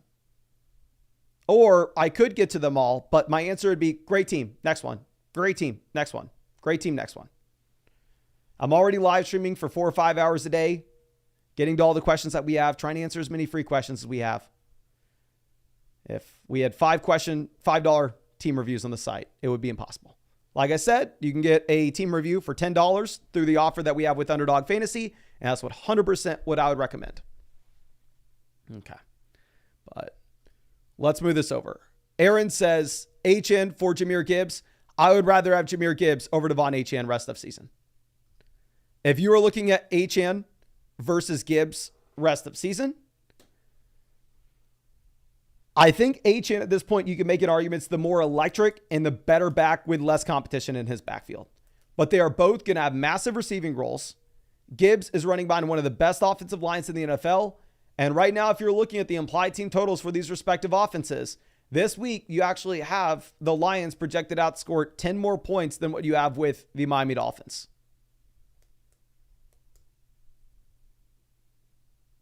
So, I don't know. I know Achane has been so damn good, and I want to be on record in saying that I acknowledge that Achane was probably the best early round pick that you could have made in fantasy football this season. But at the same time, I think you probably just have to go ahead and you have to take the Gibbs side of this. Okay. Gavin says Saquon or Achane. I would rather have Saquon over Achane. I can just go ahead and I can show you where Devon Achane is in my rest of season rankings. We'll sort by Mason Dodd. I have Achane at 10 in my rest of season rankings on the site. My rest of season rankings, we have Bijan, Brees, Lamb, Saquon, Gibbs as top 5 assets. We have St. Brown, Chase, Jefferson, Tyreek, Achane. So if you're looking at me getting quote unquote hot takey with these top 10 rankings, I think the biggest hot take that we have is still having Jamar Chase as the 7th best player in fantasy football. But that's because I personally am projecting the Cincinnati Bengals to be an elite offense going into the future. If they're not, then clearly Chase is severely overranked there, but I think he will be. Okay. Let's move this over. Tresner says, imagine thinking Achane's lucky. I did not say that, and I don't think anybody... Oh, I guess David said that. Achane is lucky. I don't think Achane is lucky, but I do think that Raheem Mostert coming in will negatively impact him slightly. But the major concern is just this being one of the worst offenses in the league. Like, same situation with our ranking of Tyreek Hill. Before the Tua injury, Tyreek Hill was up here, I think, at 1, maybe. Maybe if not at 2. Same thing with Jalen Waddle. I mean, we can just go ahead and let me look at all the Miami players here. I had to move Waddle down to 50 overall in our rankings. And Waddle went in round 2 of our draft, and I had traded for Waddle. Waddle was the 2nd best player on my team. But Tua goes down. I can't all of a sudden ignore the fact this is a garbage offense. I have to go ahead. I have to move Waddle down to 50 overall. Okay. Now, let's move this over. Dyson says Waddle and Connor for Jahmyr Gibbs. Yeah, give me the player in the elite offense. Give me Jahmyr Gibbs. I would love to make that trade for Gibbs in my own league if I could. Okay. Cam, yes, I will get to your trade question. I'll make sure we get to all trade questions before the game starts tonight. But yeah, we'll go back over to the site and answer, get back answering these questions right this second. And of course, if y'all wanted to ask a question over there on flockfantasy.com, and get a start sit question, a trade question, a full-blown roster review. I will reiterate again that definitely the cheapest way to get a roster review and what I would recommend is taking advantage of the offer that we have over there on Underdog Fantasy, or if you use promo code FLOCK on Underdog, you're going to be getting a 50% deposit bonus up to $1,000. Plus, you'll be getting a free Aaron Rodgers special pick, more than less than half a total yard for the game tonight. And Underdog's doing a ton of additional promos on top of it, such as an additional CeeDee Lamb free pick, more than less than half a total yard for the Sunday game. You just have to make sure that you have an account set up on flockfantasy.com with the same email address as what you used on Underdog Fantasy. That way I can credit your account with the free team voucher. But let's move this over to the next team. This is a question of James Cook versus Harrison and Jackson Smith-Njigba. I would rather have Harrison over James Cook rest of season. Like, I know Cook obviously absolutely crushes on Thursday night, but honestly, not much changes for me. He's still the running back that's in an elite offense. I'll catch the ball occasionally. That will also occasionally get vultured touchdowns from Josh Allen. Like, fundamentally, I don't necessarily think James Cook's a completely different player than he was at the beginning of the season. Next question is Tyreek versus Metcalf, Dobbins, and Keon Coleman. I would rather just go ahead and take Tyreek here. I take Tyreek versus Metcalf. I'd probably rather have Tyreek even in the short term with no Tua.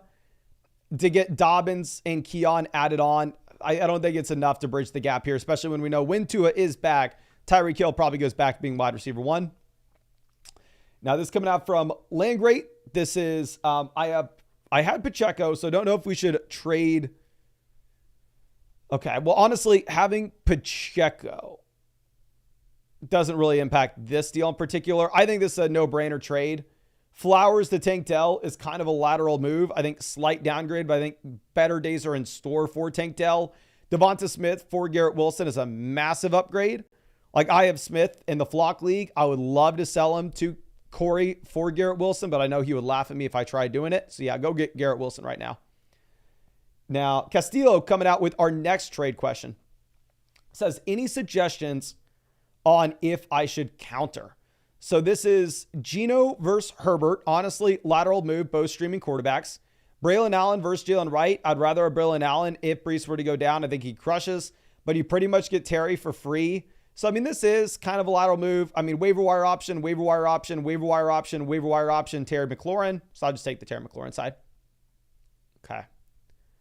Now let's move this over to that looked a little Mahomey.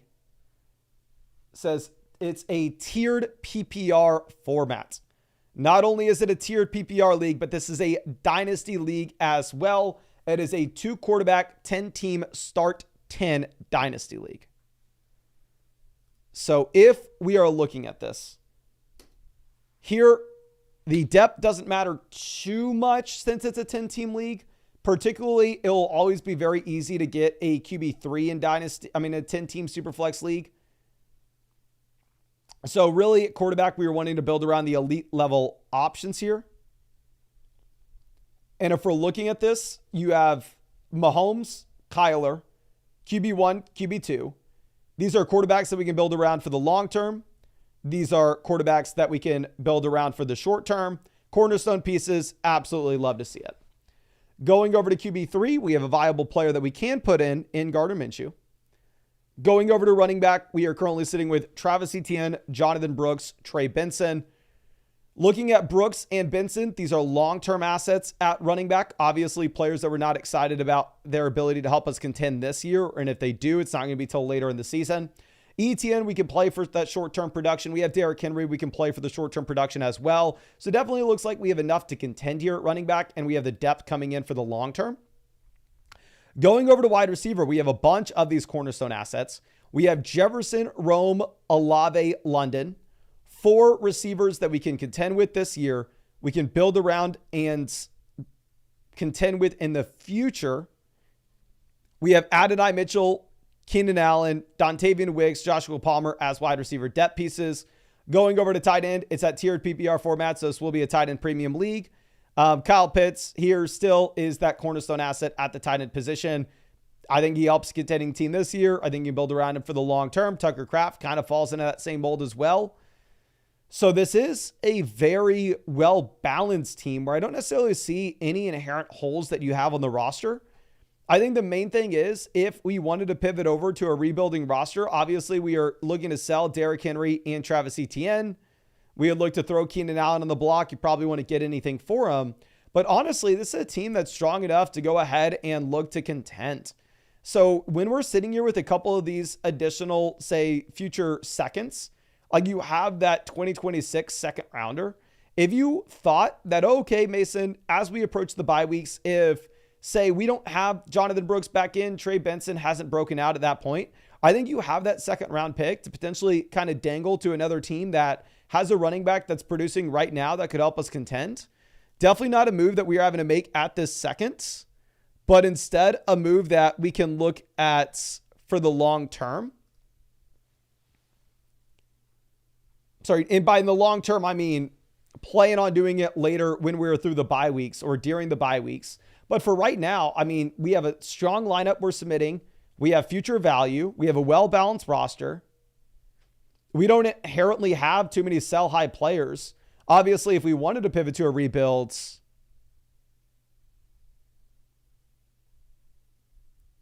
I think you fit and sell off Henry and Etienne. Another move you could make, obviously, I mean, but the thing is you don't have to. With that additional second rounder, we could look to upgrade over Minshew. But when we have Mahomes and Kyler as the cornerstone pieces here, who gives a damn? We're just building around the QBs anyway.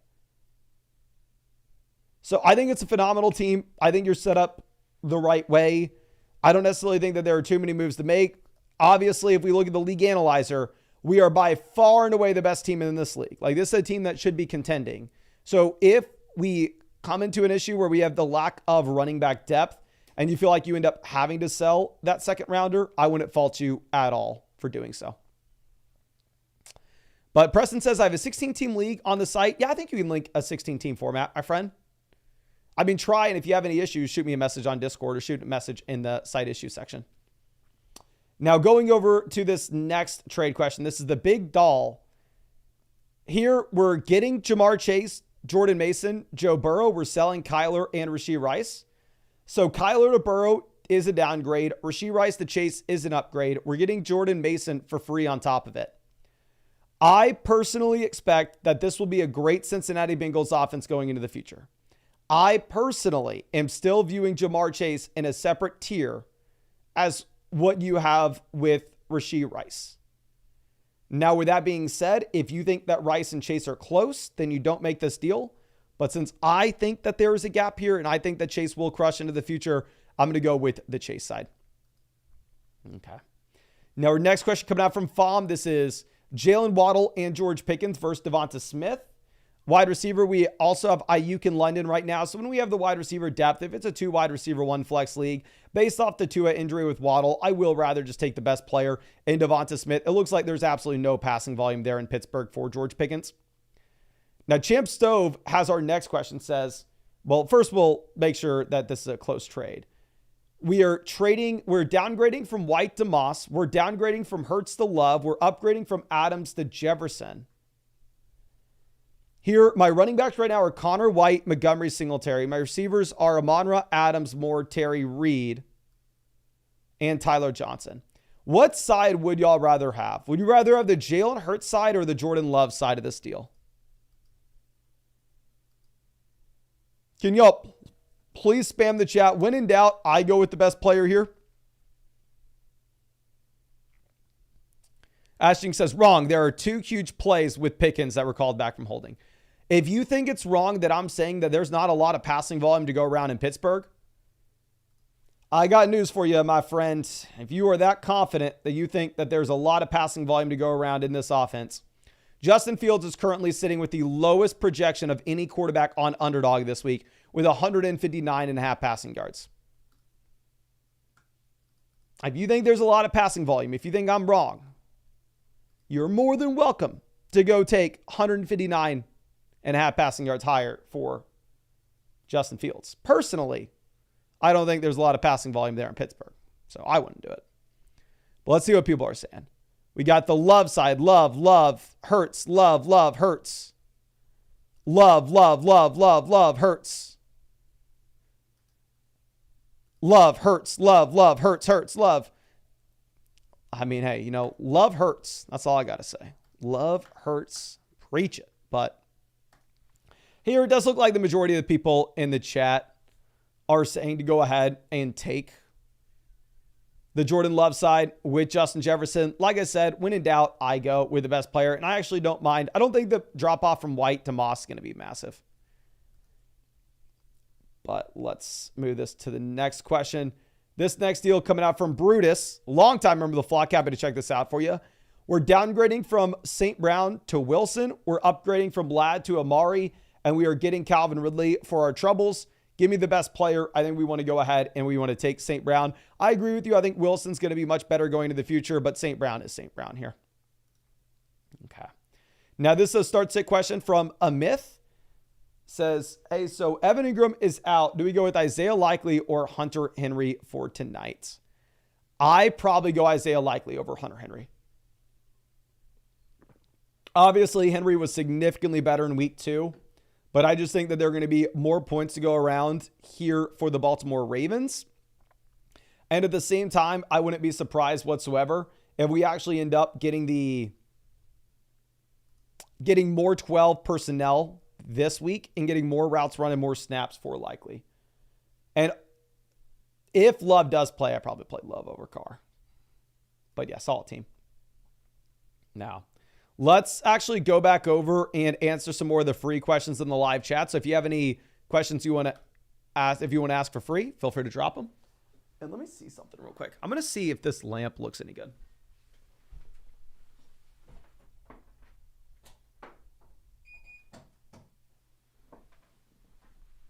Yes or no, ladies and gentlemen. We're going to see if this looks good. Ooh, that looking a little zesty over there with that lamp. Lamp definitely on from now on. Ooh, that looks good. Okay, let's move this over.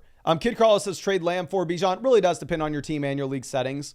Like in the Flock League where it's a 12-team, 2 wide receiver, double flex format, they're probably not in love with trading away CeeDee Lamb, but specifically if it's like a 2 wide receiver, 1 flex league, there I think you can. Okay. Very demure. I don't know what this word means, but I've seen it before. Let's see. Primer says Fields or Jaden Daniels this week. Jaden Daniels relatively easily. Fields going to be in a very tough game. I think the Chargers-Steelers game right now projects to be the lowest scoring game in the NFL this week. It's going to be two defenses that want to run the ball and play good defense. Okay. Matty I says, drop Tyler Johnson for Keon Coleman. 100% I would. 100% go get Keon there. Very demure. Very mind. Am I saying that correctly? Very demure. Demure. Very mindful. Rain says Charbonnet for Rashad White. I'd rather have Rashad White in the long term. I'd probably rather have Zach Charbonnet this week. Does sound like you are going to have no Kenneth Walker here. Okay. Trailer Park Boys, always happy to see us. Is traded forward for Deontay in a 20-team league. If you think that all of a sudden you're going to be in a much better spot with the passing volume in this offense, I think you can go for it. I think Dalton's probably an improvement over what you have with Bryce Young, but I don't know how much better. Okay, let's move this over. Throw the Pad says, should I start Gesicki? If Higgins plays, honestly, I'm probably a little less excited about Gesicki. I think you have more of the points going in the direction of the receivers this week in comparison to the tight ends that you saw last week. And obviously, you do have, just a ridiculous amount of tight ends getting involved in Cincinnati. Like, it's not just Gesicki there. They had 3 tight ends at one point outscoring Jamar Chase last week, just frustrating me to no end. But let's move this back over and let's make sure we can run through as many of these questions as we can. This is coming out from Huge. Says Gibbs and Rice versus Kamara and Worthy. I would way rather have Rice over Worthy. I'd rather have Gibbs over Kamara. So this is a very easy the Gibbs and Rice side for me. Very easy. Now, PD Heat, this is Christian Watson versus Trey Benson. Says this is Steven's Crazy League half point per carry format. Oh, okay. My guy, if this is a half point per carry format, I go Trey Benson. Just because, like, if this is a half point per carry league, what's the upside for Christian Watson? The upside for Christian Watson is he's averaging 65 receiving yards per game and 6 receptions per game. And then every other game you get a touchdown. So the upside for Christian Watson is about 15 points per game. The raw upside that you are going to be getting from Trey Benson, on the other hand, if you have James Conner go down due to an injury,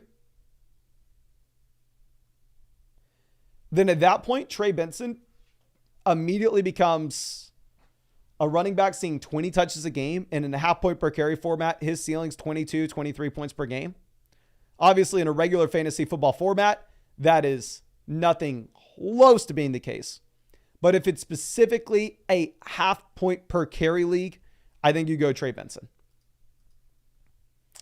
El Jefe coming out says Tyreek Hill versus DK Metcalf, Kenneth Walker. Obviously, we're expecting Tyreek to have a significant step backwards with no Tua in the short term, but Walker's banged up as well. So then we go ahead, we take Tyreek. Now, OG Stan coming out says, not sure who to start at the flex here. So going through at wide receiver, I will take Waddle over Robinson and Ladd McConkey. Definitely don't feel great about it. And then for the flex, who do we have at tight end? We have Bowers. So we have Bowers and Kincaid at tight ends. But down here, I think, dear God, I may end up taking Ladd McConkey. Demarcus Robinson could be in a much better situation this week. But I would rather see the utilization of the wide receivers here in this Rams offense before we were to throw Demarcus Robinson into our starting lineup.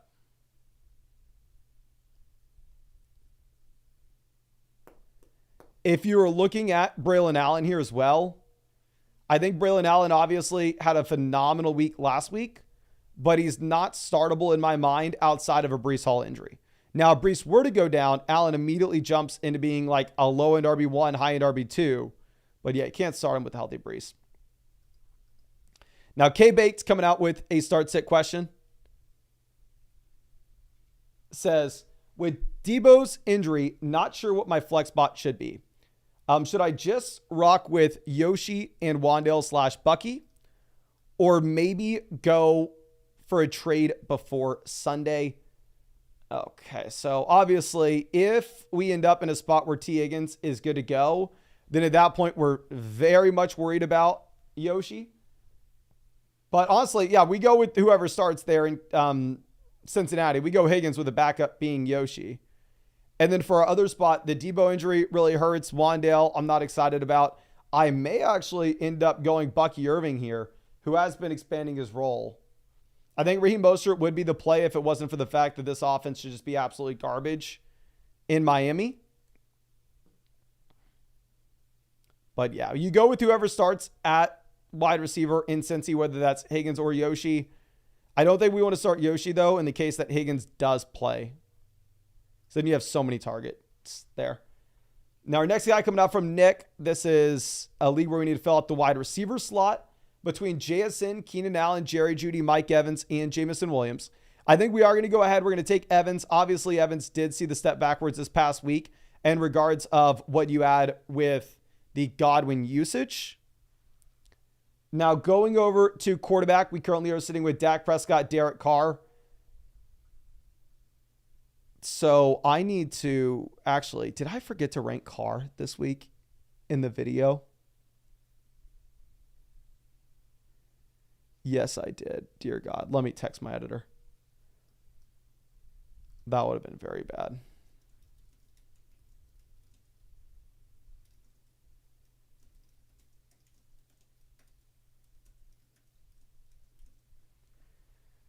Can everybody spam the chat? Would you rather have Derek Carr or Dak Prescott? Derek Carr or Dak Prescott?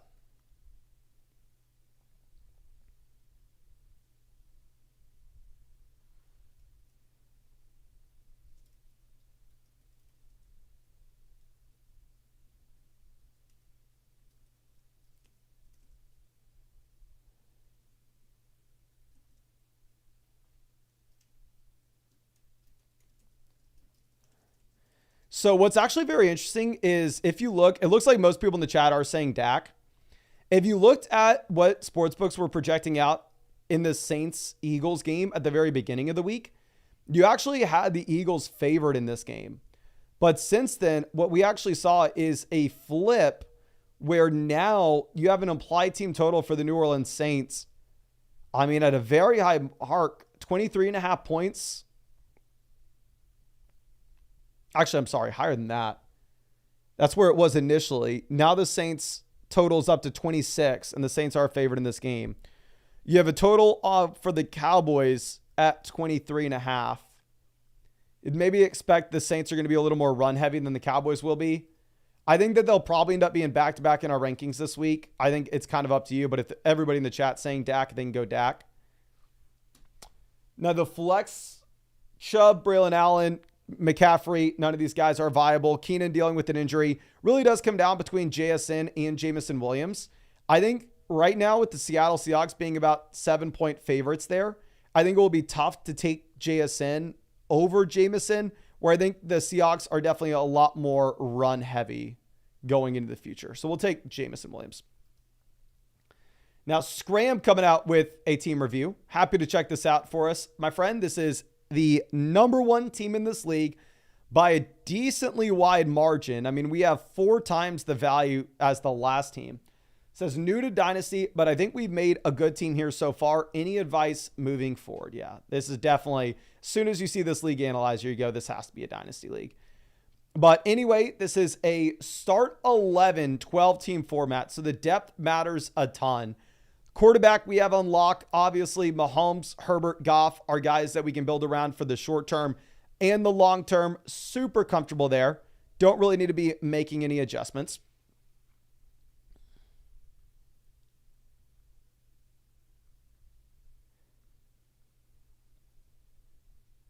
Going over to running back, this is why we are the number one team with the league analyzer. We are currently sitting here with the legitimate best assets that you could possibly have. We have Bijan, Walker, Brooks, Benson, Charbonnet, Mason. You are sitting here with 2 running backs in your lineup right now, a Bijan Robinson, Jordan Mason, absolutely crushing And from a dynasty perspective, I mean, also we have Walker Charbonnet. We have this backfield on lock. So we have one of these guys in a flex. For the long term, we're able to start Brooks Benson. Now, one thing that I will say is based off how strong this team is, this is 100% a roster that should be looking to contend right now. This is a team that needs points in this lineup right this second. It's an extremely strong build where we have no excuse not to win the league this year. Going over to wide receiver, we have some cornerstone assets, guys we can build around this season and for the long term. We have Harrison, London, and Brandon Ayuk. Going over to tight end, we have Bowers, this cornerstone piece. We can build around him now and for the long term. The main thing that I would be looking to do here is pick up additional wide receiver starters and additional wide receiver depth. So one thing that I think we could look to do is here in Dynasty, these guys that have a tremendous amount of value, but they're not producing at this moment, such as Jonathan Brooks and Trey Benson. If you wanted to go ahead and offer, say, them for a wide receiver starter, that definitely could be something that you are looking at. The wide receiver starters for the teams at the very bottom here, guys that could potentially make a difference for you right now. Like I say, if you could trade Trey Benson for somebody like Michael Pittman Jr., obviously in a regular fantasy football league, that trade would never go down. And Dynasty, if this team has to rebuild, they could possibly consider it.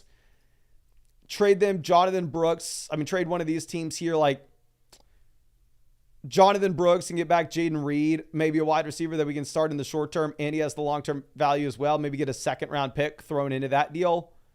Go over here and trade this team, say, the combination of Jonathan Brooks and Trey Benson, or sell them like Jonathan Brooks and see if we can get McCaffrey straight up. Because obviously this is a team that just absolutely has no shot to contend whatsoever. It looks like they've already pivoted over to just going with the main rebuild. So if we could go ahead and sell them like Brooks for McCaffrey, maybe include like Benson for Swift, essentially lock them up, the 101 team, for next year and give us some production in our lineup right this second. I think that's the main thing that you do. We take the long-term value of Brooks Benson. We try to squeeze it for some players that are really going to make a difference in the short term, specifically from those teams that have no shot to contend this season. But again, thank you, my friend. Phenomenal team. I think you're in a great spot. Now, Dan Keed coming out says, hey, Mason, what do you think of the team? First time ever doing Dynasty. We drafted this year. Did we already answer this? Let's go ahead and let's check out this team. No, we did not. I guess there are a bunch of first-time Dynasty players here. Any recommendations on how to make the team better / trades? I know I'm light on good running backs, so maybe that. But I did last week get an offer of Olave for Rachaad White. Would you take that after the bad game last week? I would much prefer Olave over Rachaad White in Dynasty. If you were looking at Dynasty, I'm very confident that Olave is going to be a player for years to come. That's viable. Whereas Rachaad White, you have no idea what the role is going to be in 2025. So I really would like to make that pivot if possible. But anyway, looking at this squad, currently at quarterback, you are sitting with Kyler Murray, Dak Prescott, as well as J.J. McCarthy. So obviously with Kyler, this is a quarterback that you are able to start every single week, regardless of matchup. You have the rushing upside. With Dak, viable QB2 fill-in. McCarthy, long-term upside here. We're chilling at quarterback. Going over to running back, we have Achane, Brooks, White, Montgomery, Jordan, Mason. So definitely a situation in which you do not need to be worried about running back here in either the short or the long term. I mean, if we're able to start Mason in the short term, get Jonathan Brooks back in the long term, and even have the depth of someone like David Montgomery, depth of someone like Jerome Ford, Bucky Irving, I think it makes so much sense to pivot off of Rachaad White, go get Chris Olave. If you're able to bring Olave in here, this is a dynasty league where we can start 4 wide receivers from week to week perspective. So then at that point, we're starting Lamb, Neighbors, Reed, Olave, and then we have Puka. But 5 guys that have long-term value. We have the running back production to contend right now. We have the elite cornerstone tight end that we can contend with in the short term and the long term here. So overall, I think that you are in a great situation across the board. Now, if we were to potentially look to go ahead and make any move, if we can attack one of these teams that maybe is dealing with an injury that still wants to contend right now, like that team looks like they're going to have enough firepower to get through the A.J. Brown injury. That team has Dobbins. They can play at RB2. This team's maybe lacking a little bit of depth, but they have the depth at running back. I'm trying to see if there's a trade partner that makes sense for us here. This team is St. Brown, Pittman, Keenan, Hollywood. So this team has a complete loss of depth with the injuries to Keenan, the injury to Hollywood. So I think this is a team that looks like they want to be contending right now that actually could use a piece like Calvin Ridley. And obviously we are contending as well, but when Ridley's down there on our bench and he really has no path to actually make a difference in our lineup, if we can squeeze one of our league mates like this for an upgrade elsewhere, I think we could. Like if you could sell Calvin Ridley and HN to get to Bijan, I think I would love that. If you could sell Calvin Ridley in a second rounder to get to a first, I would love that. As we go down here, you have plenty of wide receiver depth as well for guys that we could potentially start.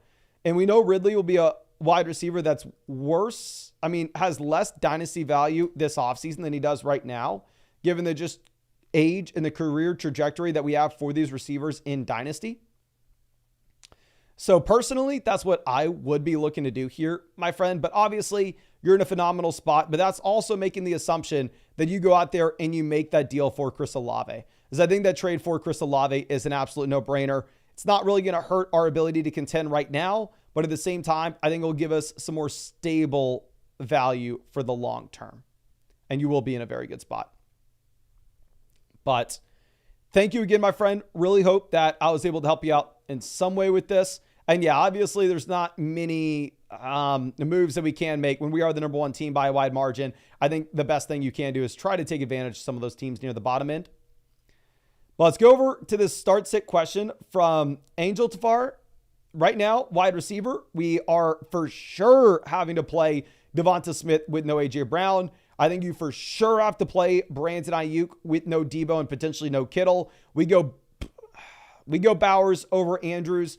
Going over to running back, you have no Kenneth Walker, so it's very easy to go JT and Breece Hall. This is an absolute nutso team considering the fact that we have Harrison in the flex and we have Godwin down there on the bench. But yeah, phenomenal team. Honestly, I don't think there's much wiggle room for debate with this starting lineup. I think this is kind of how it has to be. I think you have to start Smith, you have to start Ayuk, you have to start Harrison, and these running backs as well. But this is a great team. Okay. I wouldn't mind you if you wanted to sell like Godwin and A-Rich to go get Josh Allen, to go get Jalen Hurts. I think you could do that. But let's go over. This is a interesting team that we are going to be looking at here. This looks to be a 2-quarterback format. Can't tell if this is a redraft or a dynasty. It was submitted as if it was a 2-quarterback redraft league. So if Youngstown is in this live chat right now, I would love to know if we can get clarity on this. I'm assuming there's a chance that he submitted this question, is just going to wait for the answer to get sent to him. But it would be nice if he was in this chat so he could pitch in. But just to confirm, this is a super flex redraft league. We'll talk about it as if it's a couple different things. Jacob says Youngstown here. Awesome, my guy. Is this a super flex redraft league? Because that's how the league settings are built out. Looking at the amount of quarterbacks that are on each roster, I know this is a super flex league, but just making sure this isn't a dynasty league. But regardless how this is set up, I mean, obviously we are sitting very pretty here with the league analyzer. We have 2 extremely strong quarterbacks. Jacob says it's dynasty. Okay, thank you for letting us know. Okay, one thing with this being a dynasty league in that case, it doesn't look like there are that many players being rostered across the entire league. So this will be a little bit of a unique dynasty format in which it does appear that depth is actually not going to be a super, super important thing here. So if you wanted to go ahead and map things out where you can make a 2-for-1 deal and at the same time actually pick up a player of relevance off the waiver wire, that is definitely a possibility. Now, going over to what we have with our quarterbacks, we have Richardson, we have Stroud, two quarterbacks that we can build around for the long term. Absolutely love to see it. Beyond that, we have Aaron Rodgers, a little bit of a short-term throw-in. We can play him during the bye weeks. We can play him in case of an injury. Going over to running back, we have Alvin Kamara to build around for this season. But Breece as an additional cornerstone asset that we have for this year and for years to come. We have another piece to help us win this year with Derrick Henry. So this is definitely a team that's being built around a win-now approach. The depth assets, we have Charbonnet, we have Ray Davis as running backs with a high ceiling if the starter would go down in front of them. Obviously, we're already seeing that play out with Zach Charbonnet.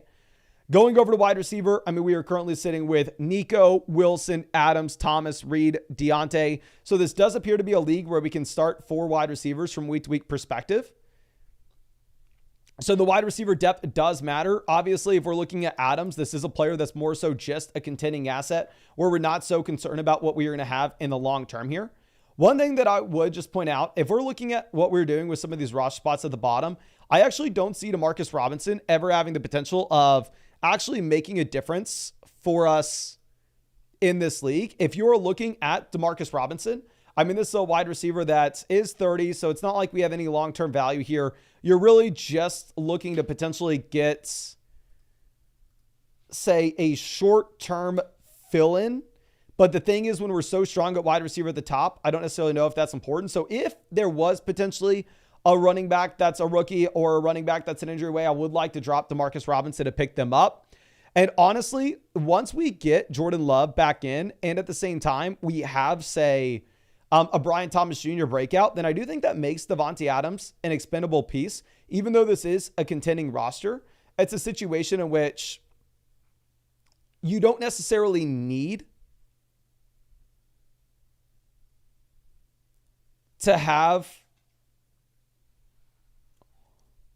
real quick, you don't necessarily need to have that Adams production in here because we can be starting Nico, Wilson, say Reed, Brian Thomas Jr. from a week-to-week perspective. Obviously, that's under the assumption that Jaden Reed crushes it when we get Jordan Love back in and Brian Thomas Jr. has the full-blown breakout. But also for the flex spots, obviously we have running backs that are in consideration here as well. I'm going over to tight ends, having Sam Laporta. I think you're in a very comfortable spot where Laporta is still that tight end that we can build around in the short term and the long term. If you have any questions regarding this team, I would love to know, my friend. Because, as it stands right now, you just traded your 2025 picks for Adams. I think that's an okay move to fill in for the short term. But my thought process is it's a 10-team league, right? So since it's a 10-team league, I would actually probably rather have the 2025 first, second, third, especially if it's a super flex format with how strong those picks will turn out to be. Because I don't think you need Adams with this team. Maybe you need Adams for the next 2 weeks until Jordan Love comes back in and we get the breakout from Brian Thomas Jr. So I don't love the fact that we traded our picks for Davante Adams. But please let me know if you have any questions about the team in the live chat, because I'm trying to come up with anything here. I think it's a team that's obviously set to contend this season. If we're looking at what we have with the league analyzer, there are just 2 juggernaut teams here at the very top. But beyond that, you just have some garbage teams down here at the bottom end. So I think you're already in a very comfortable situation.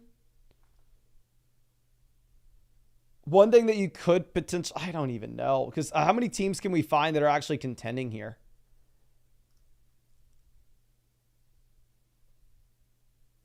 Like going down and looking at some of these teams at the bottom, like some of these teams just have absolutely no shot to contend, right?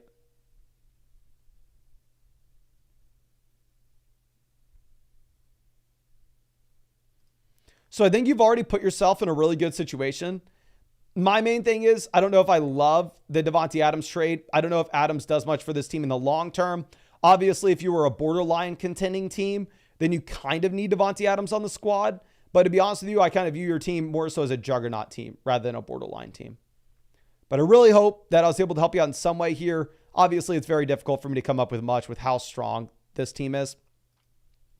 Let's go and get the couple trade questions answered. This is Devonta Smith and James Conner for Bijan Robinson. Says he would also trade me Saquon instead. I would rather have Bijan, but yeah, get Bijan. Also, I use code FLOCK on Underdog and never got the team free voucher. If you want to shoot me a message on Discord, just click on Flock Fantasy and shoot me a DM. I would be happy to sort that out for you. Definitely needed to use promo code FLOCK and make a deposit on Underdog Fantasy, though. But yeah, I have Bo Smith and James Conner in the Flock League, and I would sell them in a heartbeat for Bijan Robinson. I would do that so fast. I also have Waddle and Ridley in the Flock League. I'd sell them in a heartbeat for A.J. Brown. You're saying the other team has terrible receivers due to injuries. Yeah, especially if this is a 10-team format. Yeah, this is a 10-team league. I think you just go ahead. I think you just take A.J. Brown. Sounds like it's not like A.J. Brown's going to be out forever. Sounds like Brown will be back in. So let's go with the Brown side. Here, Brian Thomas Jr., Rico Dowdle versus Terry McLaurin, and Freiermuth. Give me Brian Thomas Jr. over Terry McLaurin. Rico Dowdle, Freiermuth, honestly, they're barely worth the raw spot as is. We're going to go with the best player. We will take Brian Thomas Jr. But let me answer some free questions in the live chat real quick. God, I love the way this little lamp looks behind us. Let's see does it look better if we move it over here? No, it kind of looks good, just sticking out of the screen like that. But yeah, if you have any questions, feel free to drop them in the chat. I'll try to get to as many as we can. Obviously, I want to make sure we can get to as many start-sit questions. I want to get to all the start-sit questions and the trade questions that were submitted on the site before the game starts. We will do that for sure. Jackson says, start Stevenson or DJ Moore. I probably go with Ramondre Stevenson. I am nervous about it, though. I think there's a chance that Stevenson sees a pretty big fall off this week, which I am very much worried about. Okay. Now let's see. Zinthos to start Zay Flowers or Drake London. I probably go Drake London. I go London here, my friend. And I know most people disagree with that. Most people would go Zay Flowers. You know what? I actually have another lamp that was on my girlfriend's desk. But like I said, she's working on a movie. So sadly, she's not here. So I can steal her lamp.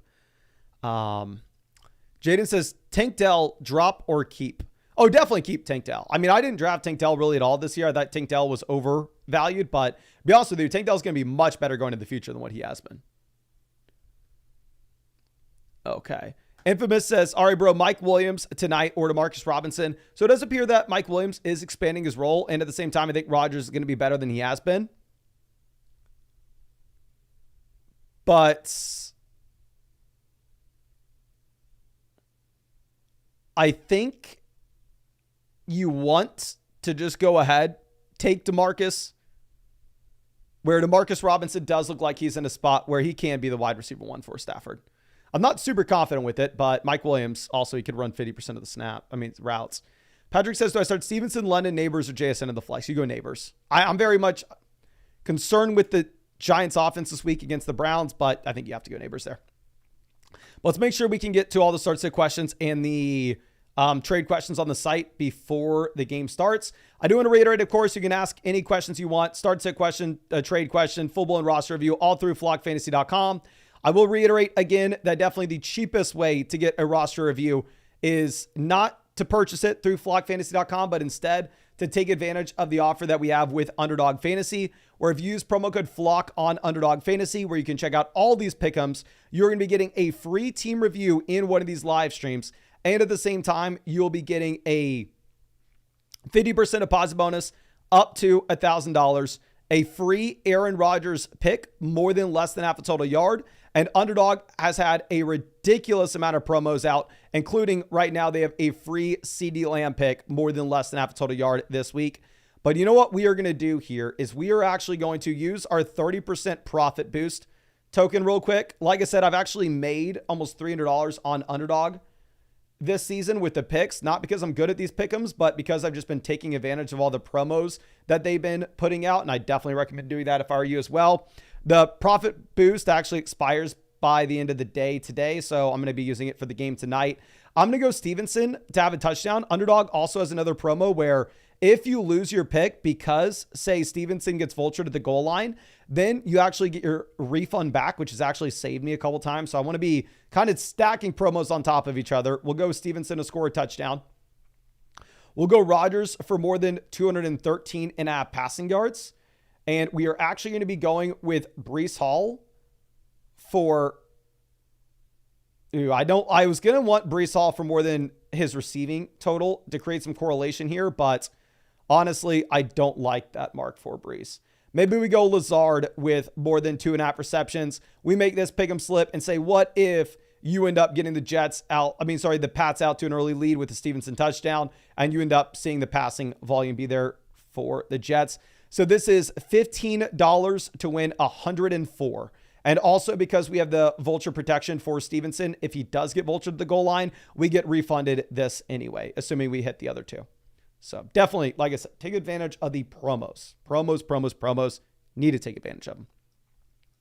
Now, moving this over, this is a trade question that we have from Lucas.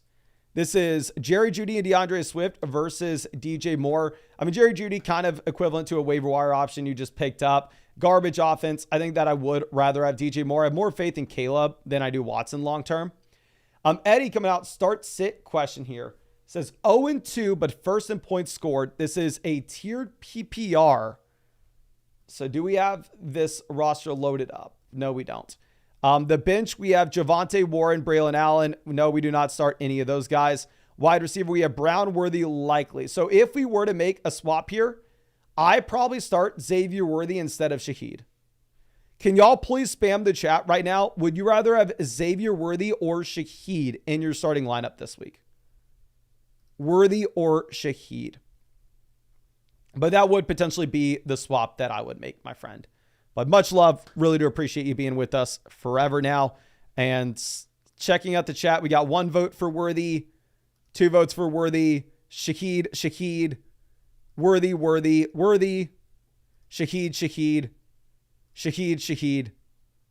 Shaheed. So it does actually look like most people are on the Shaheed side. So if most people are on the Shaheed side, I think you can go that way. Daniel says Higgins, Amari, Etienne, or Barkley and Puka. So looking at this, I would rather have Puka over Amari rest of season. I would way rather have a Barkley over Higgins and Etienne. So this is the Barkley side relatively easily. Now a myth coming out. We are trading Rice for Ayuk. I would rather have Rice. Zeke for Moss. I'd way rather have Moss. It says, hey, I already did the trade, but wanted your opinion. I was a little too trigger happy. I was desperate for a running back. If we were desperate for a running back, I'm fine making this pivot. I mean, especially now that you get the news that George Kittle's missing practice and you potentially just have Ayuk being the only funnel for the passing volume here in San Fran. But Jay Lucas coming out with the team review. This is for Laporta Potty. Says Mason down on the running back depth and quality. How would you think about moving some pieces to bolster the running backs on the squad? Or do we keep the team the same? So looking at this team, where are we with the league analyzer? We are Laporta Potty. You getting? Come get it. So if you are in this live stream right now, please let me know if you changed your team name here, my friend. I know this happened the other night. Somebody submitted their team and then changed their team name. So let me know so I can please get back to this. But we're going to have to skip over it for now because I don't know what team used yours. Now, Johnny coming out.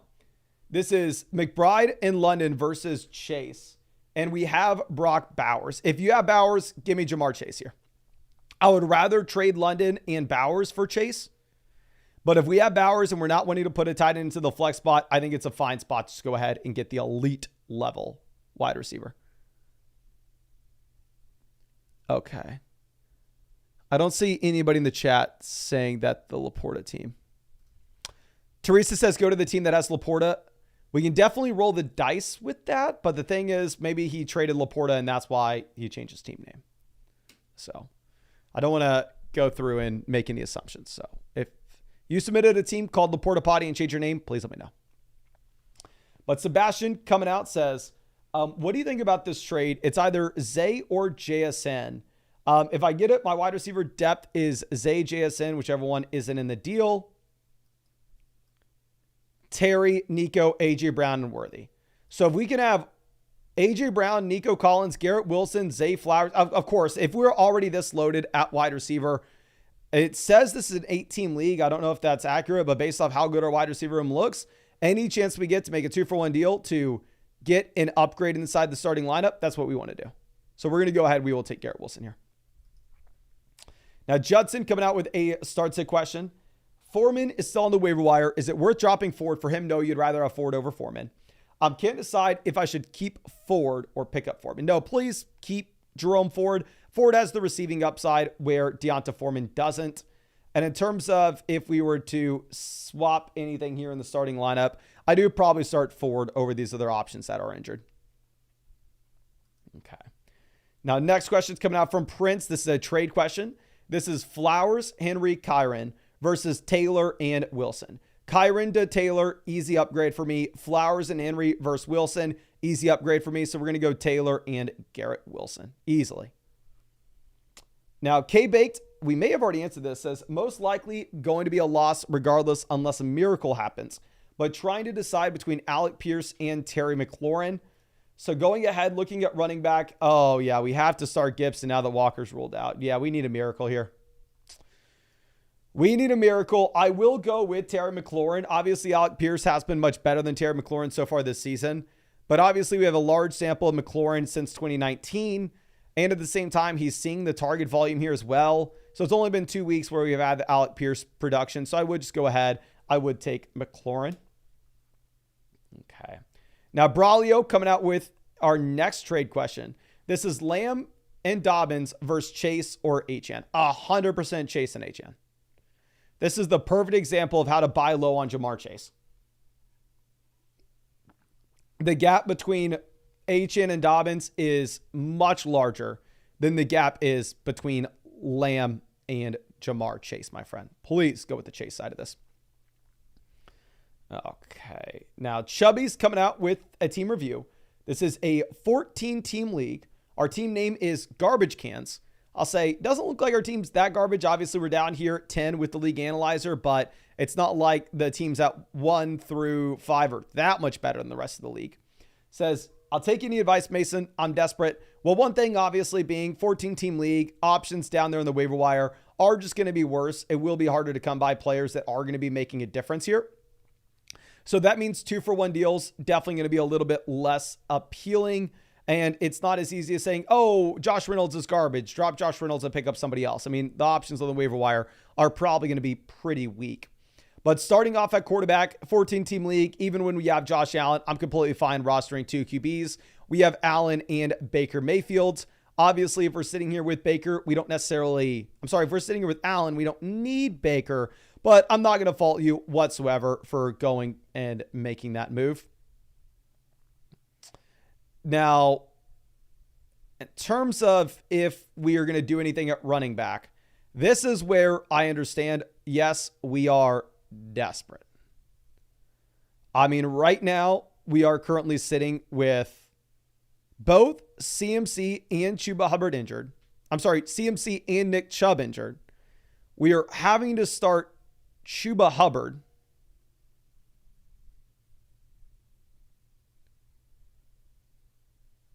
So honestly,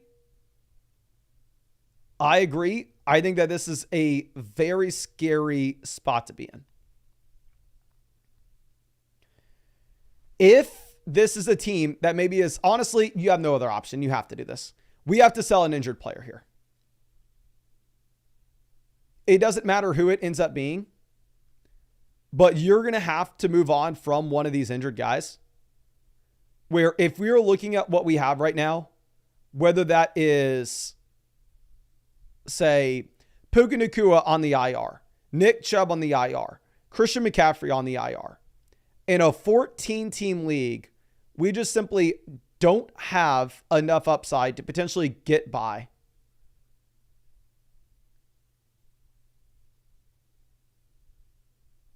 So it sucks, but I think you have to throw CMC, you have to throw Chubb, you have to throw Puka on the IR. See if we can get back a player that's actually going to be playing in the short term. Obviously, we don't need to sell all these guys. But, I mean, if you could potentially move like McCaffrey for Travis Etienne, get the long-term downgrade, but just get somebody to play here right now. Obviously, I would try to squeeze out more value than that. I would try to be selling McCaffrey for, say, like Travis Etienne, and then also a viable play at wide receiver. So Xavier Worthy's not our wide receiver 1. Like, let's go ahead and let's see if we can come up with some deals here. Let's look at the teams at the top that maybe are a little bit luckier with injuries. Honestly, I don't think we're getting a return if we try to sell McCaffrey for Kamara or Cook. They probably tell us no. Like, maybe going McCaffrey for Malik Neighbors and Brian Robinson Jr. may not be the worst thing in the world here. Selling Nick Chubb for Pittman or JSN may not be the worst thing in the world here, considering the fact that we just need a player in here right now. Going and selling, say, this team doesn't have enough running back firepower to get back to you. This team has Brooks injured, so that's not going to be a viable pivot. This team doesn't have a lot of running back depth. This team doesn't have much running back depth. Another thing that we could look to do is, obviously we are sitting here with a couple viable tight ends. We have Kittle, we have Goddard, and we have Hunter Henry.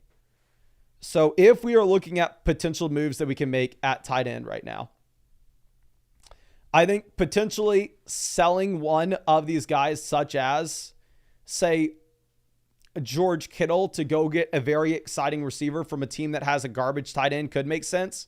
Like, this team right now has Cade Otton, Tyler Conklin. Cade Otton gave them 0 points last week.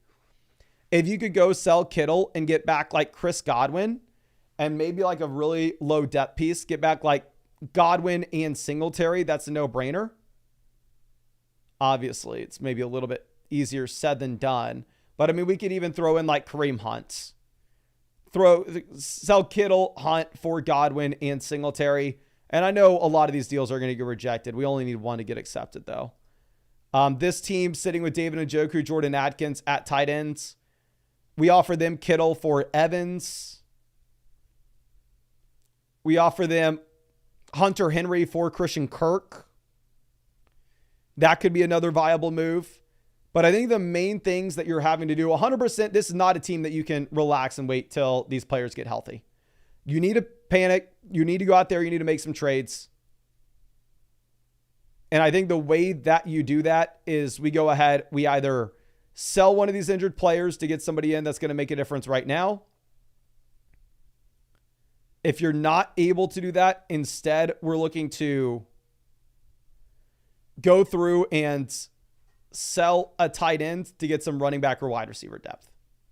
But thank you, my friend. Really do appreciate you and really hope I was able to help you out in some way. Now, B Castle coming out says, struggling on deciding the last flex spot. So looking at this looks to be a dynasty team because we have so many options that we can choose from. So sounds like Josh Downs may be playing this week, but honestly, I think you either are between Shakir or Singletary. I personally think you have the upside with Shakir if this is a full PPR formats. And honestly, even in a non-PPR league, because you have the touchdown upside there in Buffalo. I did have to move up Shakir ahead of Keon Coleman in my rankings for this week in particular. But what I'm going to do real quick is I'm actually just going to move over the roster reviews on the site because we definitely need to make sure that we're getting to everybody's start sit questions and their trade questions before we get before the game starts. So let's make sure we can get all these trade questions and start sit questions answered. So this is Mixon and Worthy versus Brian Thomas Jr., Najee Harris, Jordan Addison. I'd way rather have Worthy over Addison. I'd way rather have Mixon over Thomas. Najee's not enough to bridge the gap. We go Mixon and Worthy here, my friend. This next deal is Jalen Waddle versus Tank Dell. I'm probably going to go ahead and take Jalen Waddle and hope that we don't have Tua missing a long duration. Next one coming out from Poker Pro. This is Carson Steele and Terry McLaurin, effectively for T. Higgins. I have Terry McLaurin on my squad, and I'd be fine trading Terry McLaurin in a running back I just picked up off the waiver wire for T. Higgins. Especially if you can throw Pacheco on the IR and just say, what if Pacheco does end up coming back this season? Definitely not a super likely thing. But here, this team from DJ RG is actually 2-0. We're sitting here deciding what we should be doing in the flex. We have Xavier Worthy, Khalil Shakir, Montgomery, Waddle, Najee. If Tua is fully healthy, I would easily go with Waddle here. But with Tua being out, I think we just take the player that's going to be in the best offense with the most touches. I think we just go ahead and we take David Montgomery. Not a super easy spot, but yeah, I think you go Montgomery here, my friend. Now, 84 Bandit coming out with the trade question. This is Jameson Williams versus Kenneth Walker. You're saying, I have this on the table. It's a no-brainer, but Williams is playing a ton. I mean, Williams has had a ton of targets lately. I agree. Yes, Williams looked really good. He's had a ton of target volume, but at the same time, with Jameson Williams, this is an offense that had 55 pass attempts last week. So I don't necessarily know if that's something that we can easily say is going to be the case going into the future. So I'd actually probably just rather go ahead and take Kenneth Walker. Now, Brutus, longtime member of the flock, always happy to check these out for you, my friend. We downgrade from St. Brown to Jamar Chase, to upgrade from Zeke to Isaiah Pacheco. You're 2-0, Zeke's on the bench, but still, Pacheco, there's no guarantee he comes back this year. And if he does come back this year, it may just be for the playoff stretch for the Chiefs. So honestly, I think we take the best player here. We take St. Brown. Even though, I want to get Jamar Chase in. I want to. Now, but Quad Loser coming out, filling out the starting lineup for him. We have no Deebo Samuel. Godwin is a must-start player at this point. We will go with London over Dell at running back. I mean, we're sitting here with Jordan Mason as a must-start name with no McCaffrey. I think we're going to go with David Montgomery as well in what should be a very high-scoring offense. And then for the flex spot, I think we're going to go ahead and we are going to end up taking Tank Dell. You've had the target volume in Houston. I think it's maybe a little bit more of a pass-happy offense too with no Joe Mixon in. Okay. Now, Derek coming out says, I also have Jordan Mason, so I'm starting him over Kyron, but who should we start this week? Any advice with the team? All right, let's go ahead and let's check this out. So wide receiver, I'd for sure be going Godwin over Keon and Shaheed here, my friend.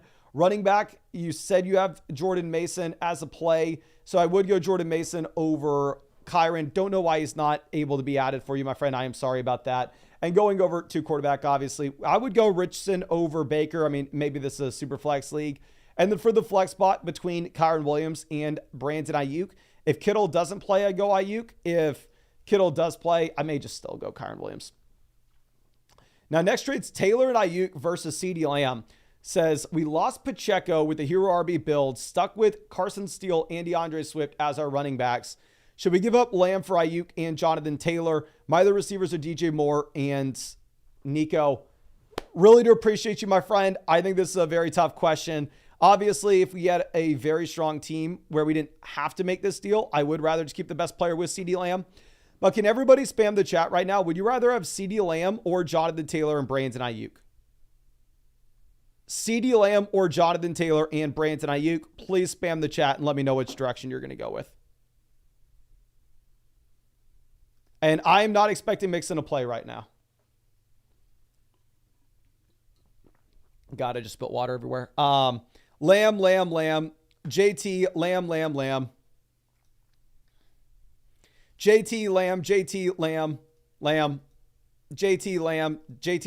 Lamb. Like I said, if I was from a position of strength, I definitely prefer the CeeDee Lamb side. If you are desperate and this is the best offer you can get, I completely understand it. We'll mark both sides as a winner just because I think that, like I said, if you're desperate there with that injury, I understand where you are coming from. But let's move this over. Like I said, we just need to continue to make sure we're answering as many start, sit, and trade questions here as possible before the game gets here. But yeah, if you wanted to ask a start, sit question, if you wanted to ask a trade question, you can do that all through flockfantasy.com. Also, you can purchase a team review through flockfantasy.com, but I will definitely recommend the cheapest way to get a team review is with the offer that we have over there on Underdog Fantasy. You can find the link to Underdog with the link in the description and comment section. If you use promo code FLOCK, you are going to get a 50% deposit bonus up to $1,000. Plus, with promo code FLOCK, you will also get an Aaron Rodgers free pick, more than less than half a total yard for the game tonight. And on top of that, Underdog's already running out a ton of promos every single week, including the free CeeDee Lamb pick, more than less than half a total yard. I'm actually up about $300 this season on Underdog, not because I'm good at pick'em, but because I'm taking advantage of the promos, and they're just putting out so many. But like I said, we're going to be skipping over the team reviews just for right now so we can make sure we get to everybody's start sit questions before the game. This is coming out from Cathreg says, how does the starting lineup look going into week 3? Also, who are some players we should look to package up and throw on the trading block for? Okay, so looking at this is an 8-team league, so we should have some phenomenal options. Definitely leaving wide receiver as is. Running back, our best option here on the bench to get in would be Zach Moss. But honestly, I think it's a phenomenal team. I don't think we're changing anything with this starting lineup, my friend. But let's move this over to E. Hartley says, unlucky 0-2 start. Not sure what to do in the flex this week between Dobbins, Waddle, Stevenson, Moss, and Jerry Jeudy. So I know everybody and their mom is going to sit here and scream. Actually, no, we have Stevenson. I thought we were going to be able to do a hot take and take Zach Moss over J.K. Dobbins. But if you have Ramondre Stevenson, you just go ahead and play Ramondre tonight. But remember, since you are playing a Thursday night guy, what you actually look to do instead is you actually look to put Ramondre Stevenson in there at RB2. And just in case anything happens later in the week, you move James Cook down to the flex spot. You never play a Thursday night option in your flex, just in case something happens and just in case you need the flexibility, of course. So we're going to go ahead. We'll take Stevenson there. And then, yeah, you have to go to Henry over Njoku. Ethan coming out with a trade question, asking Ramondre versus Chris Olave. I think this is very dependent on your league settings. It looks like it's set up where this is a 10-team, 2 wide receiver, 1 flex league. If it were those settings, I'm going to go ahead. I'm going to take Ramondre Stevenson. Now, with that being said, in the flock league, where it's a 12-team league, 2 wide receivers and 1 flex, I think there instead, what I probably end up doing is I actually end up going with Chris Olave. So I really think it's dependent on your league settings. If these are correct, where it's a 2 wide receiver, 1 flex, we just go with the running back. Now, Sherm coming out with a trade question. This is Smith and Dobbins for Jamar Chase. I know most people are going to hate. Actually, no, this is a 3 wide receiver, 2 flex. This is a start 9 league. So with this being a start 9 league where you have 3 wide receivers and 2 flex spots, here picking up an extra starter actually does matter a ton. So this is the rare instance I'd rather have Devonta Smith. If this was a 2 wide receiver, 1 flex format, my friend, instead I'd actually go ahead and take Jamar Chase. Now, Rob, happy to see you, my friend. Going to be excited to get this going for you. We're looking at the flex here for Rob. This is between Sticky Ricky. I actually like Sticky Ricky long term here. But really, it's between Jerome Ford, Keon Coleman, Brian Robinson, and Brian Thomas. I think we go with Brian Robinson. Obviously, concerned that Eckler is eating into his third down and his overall target volume in this offense. But still, at the same time, you do have that baseline level floor that you're going to get with a player like Robinson. So let's start him and let's move this back over and refresh this so we can get as many of these start sit questions and trade questions answered. This question's coming out from Connor. We are just needing to fill out the flex here. It says, torn on my flex options, leaning towards Williams. What are you thinking? So looking at these names, obviously if Jordan Love were to be 100% healthy, I do think that all of a sudden Jaden Reed's a little bit more appealing. But yeah, as it stands right now with how many points are supposed to be scored in this Lions and Cardinals game, I think you do go ahead and you take Jamison Williams here, my friend. Now, Ig Pop says, with the Jets struggling against the run, I'm heavily debating to bench one of my receivers and use my flex spot for Stevenson. I would start Ayuk, Adams, and Smith all over Stevenson. You have no Debo, you have no A.J. Brown, and you have the Carolina Panthers matchup. So trust me, I am really hoping that Stevenson outscores these guys this week. I have Stevenson in my lineup as my RB2, but I think that if I had the ability to play any of these receivers instead, I would, be honest. Okay. Now let's refresh this. I think we are pretty much only on to mainly on 2 team reviews at this point. We have a couple more trade questions that start coming out. This is Kirk and Metcalf versus Drake London. This is Yo Mason. Love the content. Need help on this trade. Thanks so much. I don't know who to start sit this week for my 3 flexes. Let's dive into this first, because honestly, this is a tough spot in general. If this is a league where you have 3 flex spots, I go with DK Metcalf and Christian Kirk. If it's a league where you only start 2 wide receivers and 1 flex, then at that point, I think that honestly, we can say Christian Kirk is a legitimate 0. And if you thought that London was an upgrade, you can pivot over to him. However, specifically here, if it's a triple flex format, there is a chance that Kirk does make a difference for you. So I would rather have Kirk. Now, Brazy coming out says, going up against the number one team this week in the expert rankings. I'm number one for a number of experts, but not overall. Thanks, Danny. Love to hear it. He's 2-0. I'm 1-1. Going up against Cook, Connor. All right, so this is an important week for us. Obviously, Chase locked in. McBride locked in. Here at wide receiver, I think that we are going to go ahead and take Drake London. Going up against the Chiefs, we should see a ton of pass attempts in the second half. Obviously, this is a great Chiefs defense, though, so it's going to be a little tough. For our running backs, I think you have to go Gibbs based off how good the offense is. I'm going to be going with Jordan Mason as well. I know people are going to hate me for going Mason over Achane. I think Achane's a 10 times more talented running back. But the issue is you're just going to have so many more points scored in San Francisco than Miami. And then obviously we throw Achane in here for the flex regardless, so it doesn't matter. And then also I think we keep it simple for the flex. And now that it looks like you actually have Kenneth Walker listed as doubtful, you go ahead and you take Zach Charbonnet here. But I mean, this is a phenomenal team. I think you go ahead, you go Chase, London, McBride, Gibbs, Mason, Lamar, Achane, and Sharps. But let's move this over to our next one. We're going to skip over this team review real quick. Like I said, we can get back to the team reviews in just 1 second. I want to make sure that we answer all the start-sit questions first, just in case there's anybody that's going tonight. So Jaleric says Harris or Andrews for the last flex, assuming that Jefferson plays. So honestly, very tough spot. I mean, obviously, if we're sitting here with Bowers and Andrews, you would have to consider Andrews for the flex. But I do think you just go ahead and you take Najee Harris. I literally never want to be playing a tight end in that flex spot. So this is a trade that was accepted last night. Also, I know a crazy league chart. Sadly, we can't see the league chart here, my friend. Clearly, this is a dynasty league. If this is a super flex dynasty league, I think it's a very fair deal. If it is a one quarterback dynasty league, it is Gibbs in the first round pick by a mile. Which I wish I just knew if this was super. Honestly, if it's super flex, it's fair. But if it's a one quarterback, it's the Gibbs side by a country mile. Okay. Now let's refresh this, see if we can get some more what we're going to do in the future is I'm going to have the ability to filter from team reviews. But it looks like we are down to just team reviews. So let's go ahead and let's get to some of these team reviews for people. And I do want to reiterate, of course, definitely the cheapest way that you can get a team review on flockfantasy.com is taking advantage of the offer that we have with Underdog Fantasy. Or if you go to the link in the live chat, the link in the description, and use promo code FLOCK on Underdog, you're going to be getting a 50% deposit bonus up to $1,000.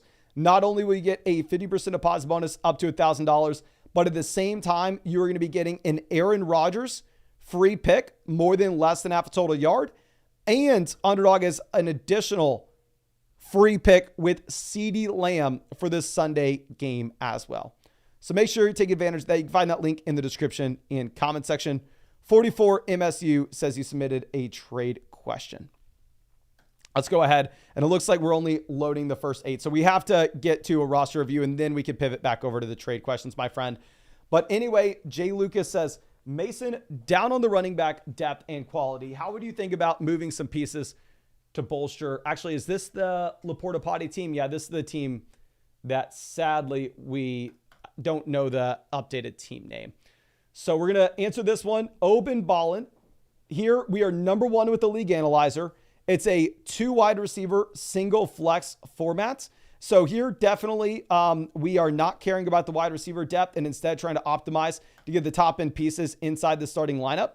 Going ahead and looking at the squad, starting right away, the main thing that stands out is we have 2 extremely strong options at tight ends. You are sitting with Brock Bowers as well as Kyle Pitts. So if we're sitting here with both of these tight end options, honestly, I wouldn't fault you at all for going through and seeing if we can make a 2-for-1 deal to upgrade elsewhere in the starting lineup. Now, obviously, quarterback with A-Rich, so quarterback that we can start every single week, regardless of matchup. Going over to running back, you're in a very comfortable spot with Bijan, Jacobs. At the top, we have Dowdle and Ty Chandler as some depth pieces. But because this is a league where you want to start 2 wide receivers and 1 flex, I would really like to bolster the running back depth. I don't think the wide receiver depth matters as much here. But we love the running backs we have at the very top. Going over to receiver, we have Harrison, Olave, Dell, Worthy, Pickens, and JSN. I think any chance that you get to take one of these 4 receivers after they pop off a massive week and potentially trade them in a 2-for-1 deal to get an upgrade elsewhere, I think it makes a ton of sense. So if you could potentially sell JSN and Brock Bowers to a team and get back a top end running back, I would love to make that move. Let's go ahead and let's look at some of the teams that have garbage tight ends here. This team has Evan Ingram and Zach Ertz. Their wide receiver 3 is Jaden Reed. So if you could go like Brock Bowers and JSN to get up to James Cook, Travis Etienne, I think that would be an interesting trade. This team has David Njoku, Taysom Hill. So if we could potentially trade them, say Brock Bowers and JSN, or maybe we go Brock Bowers and Marvin Harrison Jr. and see if we can get up to Jahmyr Gibbs. Obviously it's expensive, but in this league where the wide receiver depth doesn't matter and we have so many of these options here, I think fundamentally that's kind of the trade that makes a lot of sense for this squad. Another potential move that we could make is instead trading away one of these 4 receivers with a Rich to try to pivot over and get to a quarterback like Jalen Hurts, to try to pivot over to get to a quarterback like Josh Allen. I think those would be the other moves that we'd be looking for. But obviously, phenomenal team. We are sitting here with the #1 squad with the league analyzer. But going over to the next team, this is from Big Vick. Here, this is Vick's dog. Right now, we are currently dead last in the league analyzer. I'm sorry, my friend. But yeah, this is a 12-team format where you can start 4 wide receivers from week-to-week perspective. So definitely wide receiver depth is going to matter a little bit more here. Going over to quarterback, now that Love is coming back in, 1, obviously Love will go up and this quarterback room will get better with the league analyzer.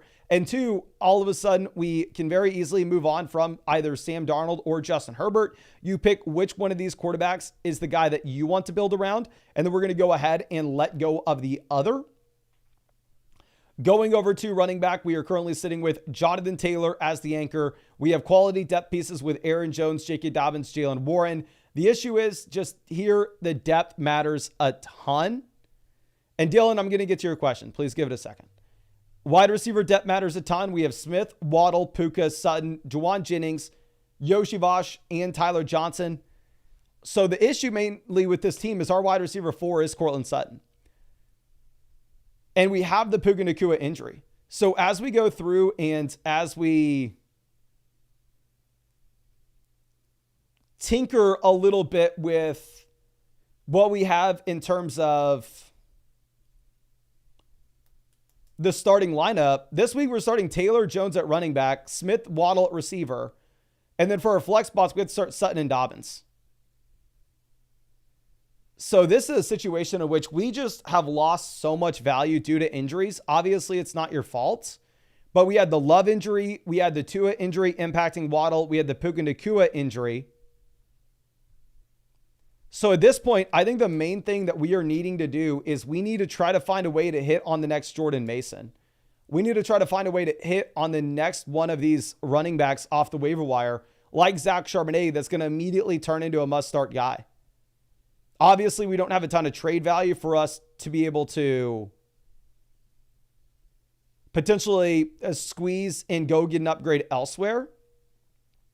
So what I think you may end up having to do is I think that we may end up having to actually just cut Sam Darnold, cut Colby Parkinson, pick up a couple of running backs off the waiver wire, really hope that Kyle Pitts can hold down the fort for us at tight end, hope that Love comes back this week. If not, start Herbert. Honestly, I'd probably rather have Darnold this week, so I'd probably cut Herbert, keep Darnold. Then I'd probably cut Parkinson, pick up 2 running backs.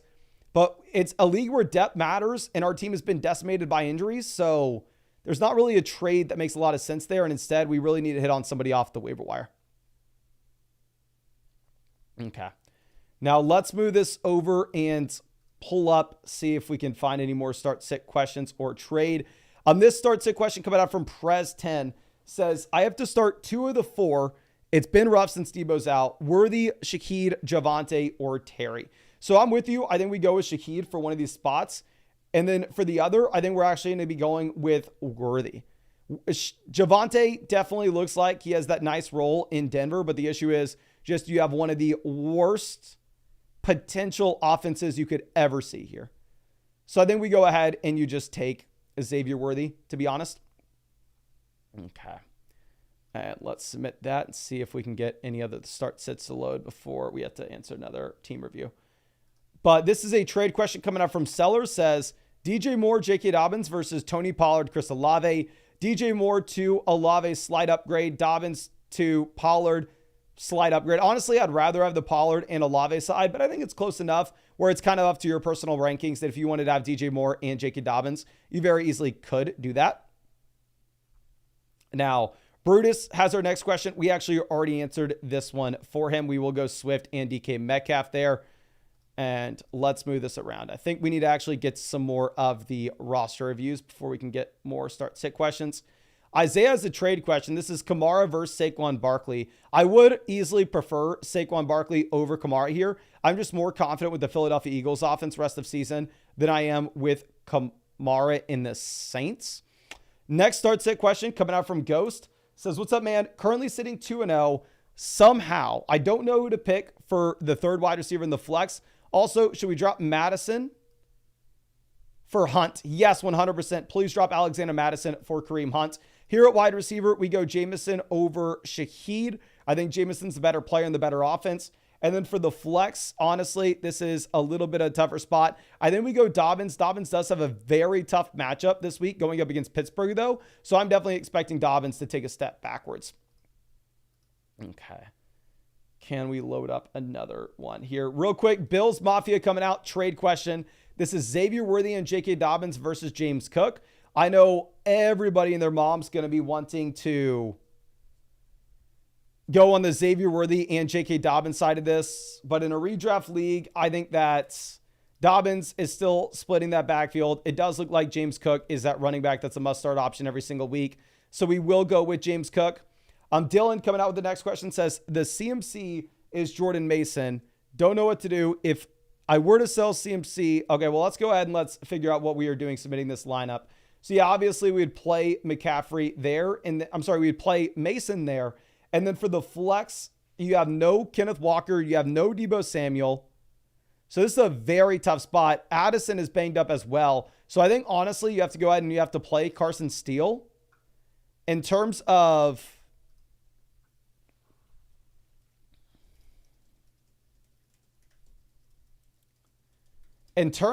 what we are expecting with Steele this week, I have no idea what the split's going to be between him and him and Pirine. But honestly, I think he has a shot to be the starter there. And the other players have arguably even lower floors with cap ceilings as well. But let's go ahead and let's get this team review going for that Morris kid. This is Order 66. Says, love the content. My guys started 2-0 in this league. Thoughts on the team and any moves that we'd be looking to make. Now, looking at this is Dalton, please shoot me a message in Discord. I would love to figure out that situation for you. If you can send it in the site issue section, I would love to figure that out. But anyway, from that Morris kid, here we are a top 3 team with the league analyzer. This is a league where wide receiver depth actually matters a ton. If the league analyzer is pulling this in correctly, this is a league where we can start almost up to 5 receivers from a week-to-week perspective. So this is not the league at all that you are interested in selling wide receiver depth. No, we want to be crushing our league mates at the top at wide receiver through the depth with wide receiver as well. So honestly, love it when we pull up the team and it looks just like this. Going over to quarterback, we are currently sitting with A-Rich. Obviously, when we have Anthony Richardson here, this is a situation in which we can feel very comfortable to start him every single week, regardless of matchup, just based off the rushing upside. He has been pretty bad, but at the same time, I don't know. I personally am expecting him to get much better in the future. Going over to what we have with the running back position. Running back doesn't need to be as strong here because you can just start so many options at the wide receiver position that the percentage of your lineup that running back's going to account for is going to move down just a bit. But anyway, looking here at running back, we are currently sitting with Josh Jacobs, James Conner, Jerome Ford, Braylon Allen, Ty Chandler. So we have 2 running backs that we can start every single week with Ford, Allen, Chandler. These are running backs that are an injury away from all of a sudden seeing a pretty big role in their backfield. We already have it with Ford. The issue is that you have the Deonta Foreman usage. but still great running back room. Going over to the wide receiver depth, we have St. Brown, London, Debo, Godwin, Shakir, Addison. So the Debo injury eats into our depth a bit, but still we have a handful of receivers that are very exciting to start every week. With this being that deeper starting lineup, I love punting tight ends. I love saying tight end doesn't matter at all. Give me some bums here. Give me TJ Hawkinson. Give me Hunter Henry. We're going to stream the position. If this was a 2 wide receiver, 1 flex format, 100% we try to sell one of these wide receiver depth pieces and upgrade at tight end over Hunter Henry. But with this being the league where the wide receiver depth actually matters, you have already done a phenomenal job building around wide receiver, both at the top end through the depth as well. Definitely we're going to be sitting on our hands until we get Deebo Samuel back in. And honestly, yeah, I don't even think that we need to be saying let's roster an extra running back or 2, because I'd rather roster all the receivers here, considering how important the depth is in this format. I wish I had more for you, my friend, but like I said, I think you've already done a phenomenal job here because of the format that you're playing in. And that's one thing that people really don't understand in fantasy football or don't pay attention to enough, is optimizing to your exact league format. But real quick, let's answer this trade question from M. Richard. This is Collins and Travis Etienne versus James Cook and Tyreek Hill. Give me Tyreek over Nico. Give me James Cook over Etienne. We're going to go James Cook and Tyreek Hill, my friend. Especially if it is that shallow of a league. We just want the player that has the most upside in the long term. And you actually have the most upside with Tyreek. But I think that we'll probably call it here with this live stream. Of course, if you wanted to ever ask a question through flockfantasy.com, whenever I answered into the live stream, it's actually going to be sent to you directly. So you can ask a question at any time you want through flockfantasy.com. And even if you can't make that live stream, it will be sent to you regardless. You can purchase a start sit question, trade question, or a full-blown roster review. But I will reiterate, definitely the cheapest way to get that roster review is going and taking advantage of the offer that we have on Underdog Fantasy. You can find that link in the description and comment section. If you use promo code FLOCK on Underdog, you're going to be getting a 50% deposit bonus up to $1,000. Plus, you'll be getting you'll be getting a free team review through flockfantasy.com. And you'll be getting that Aaron Rodgers free pick, more than less than half a total yard. And Underdog is just offering a ton of promos all the time, such as you also have the CeeDee Lamb free pick, more than less than half a total yard right now. But you can find that link in the description, in the comment section. If you have any questions or any issues with the site, geez, I see your issue, I would love if you sent me a message on Discord, which you can find the link in the description as well, so I can get that sorted out for you. But thank you again. I really do appreciate y'all. Really hope that you have a great day, and I hope that I get to see you out with the live stream after the game tonight, because obviously we'll be recapping what just happened.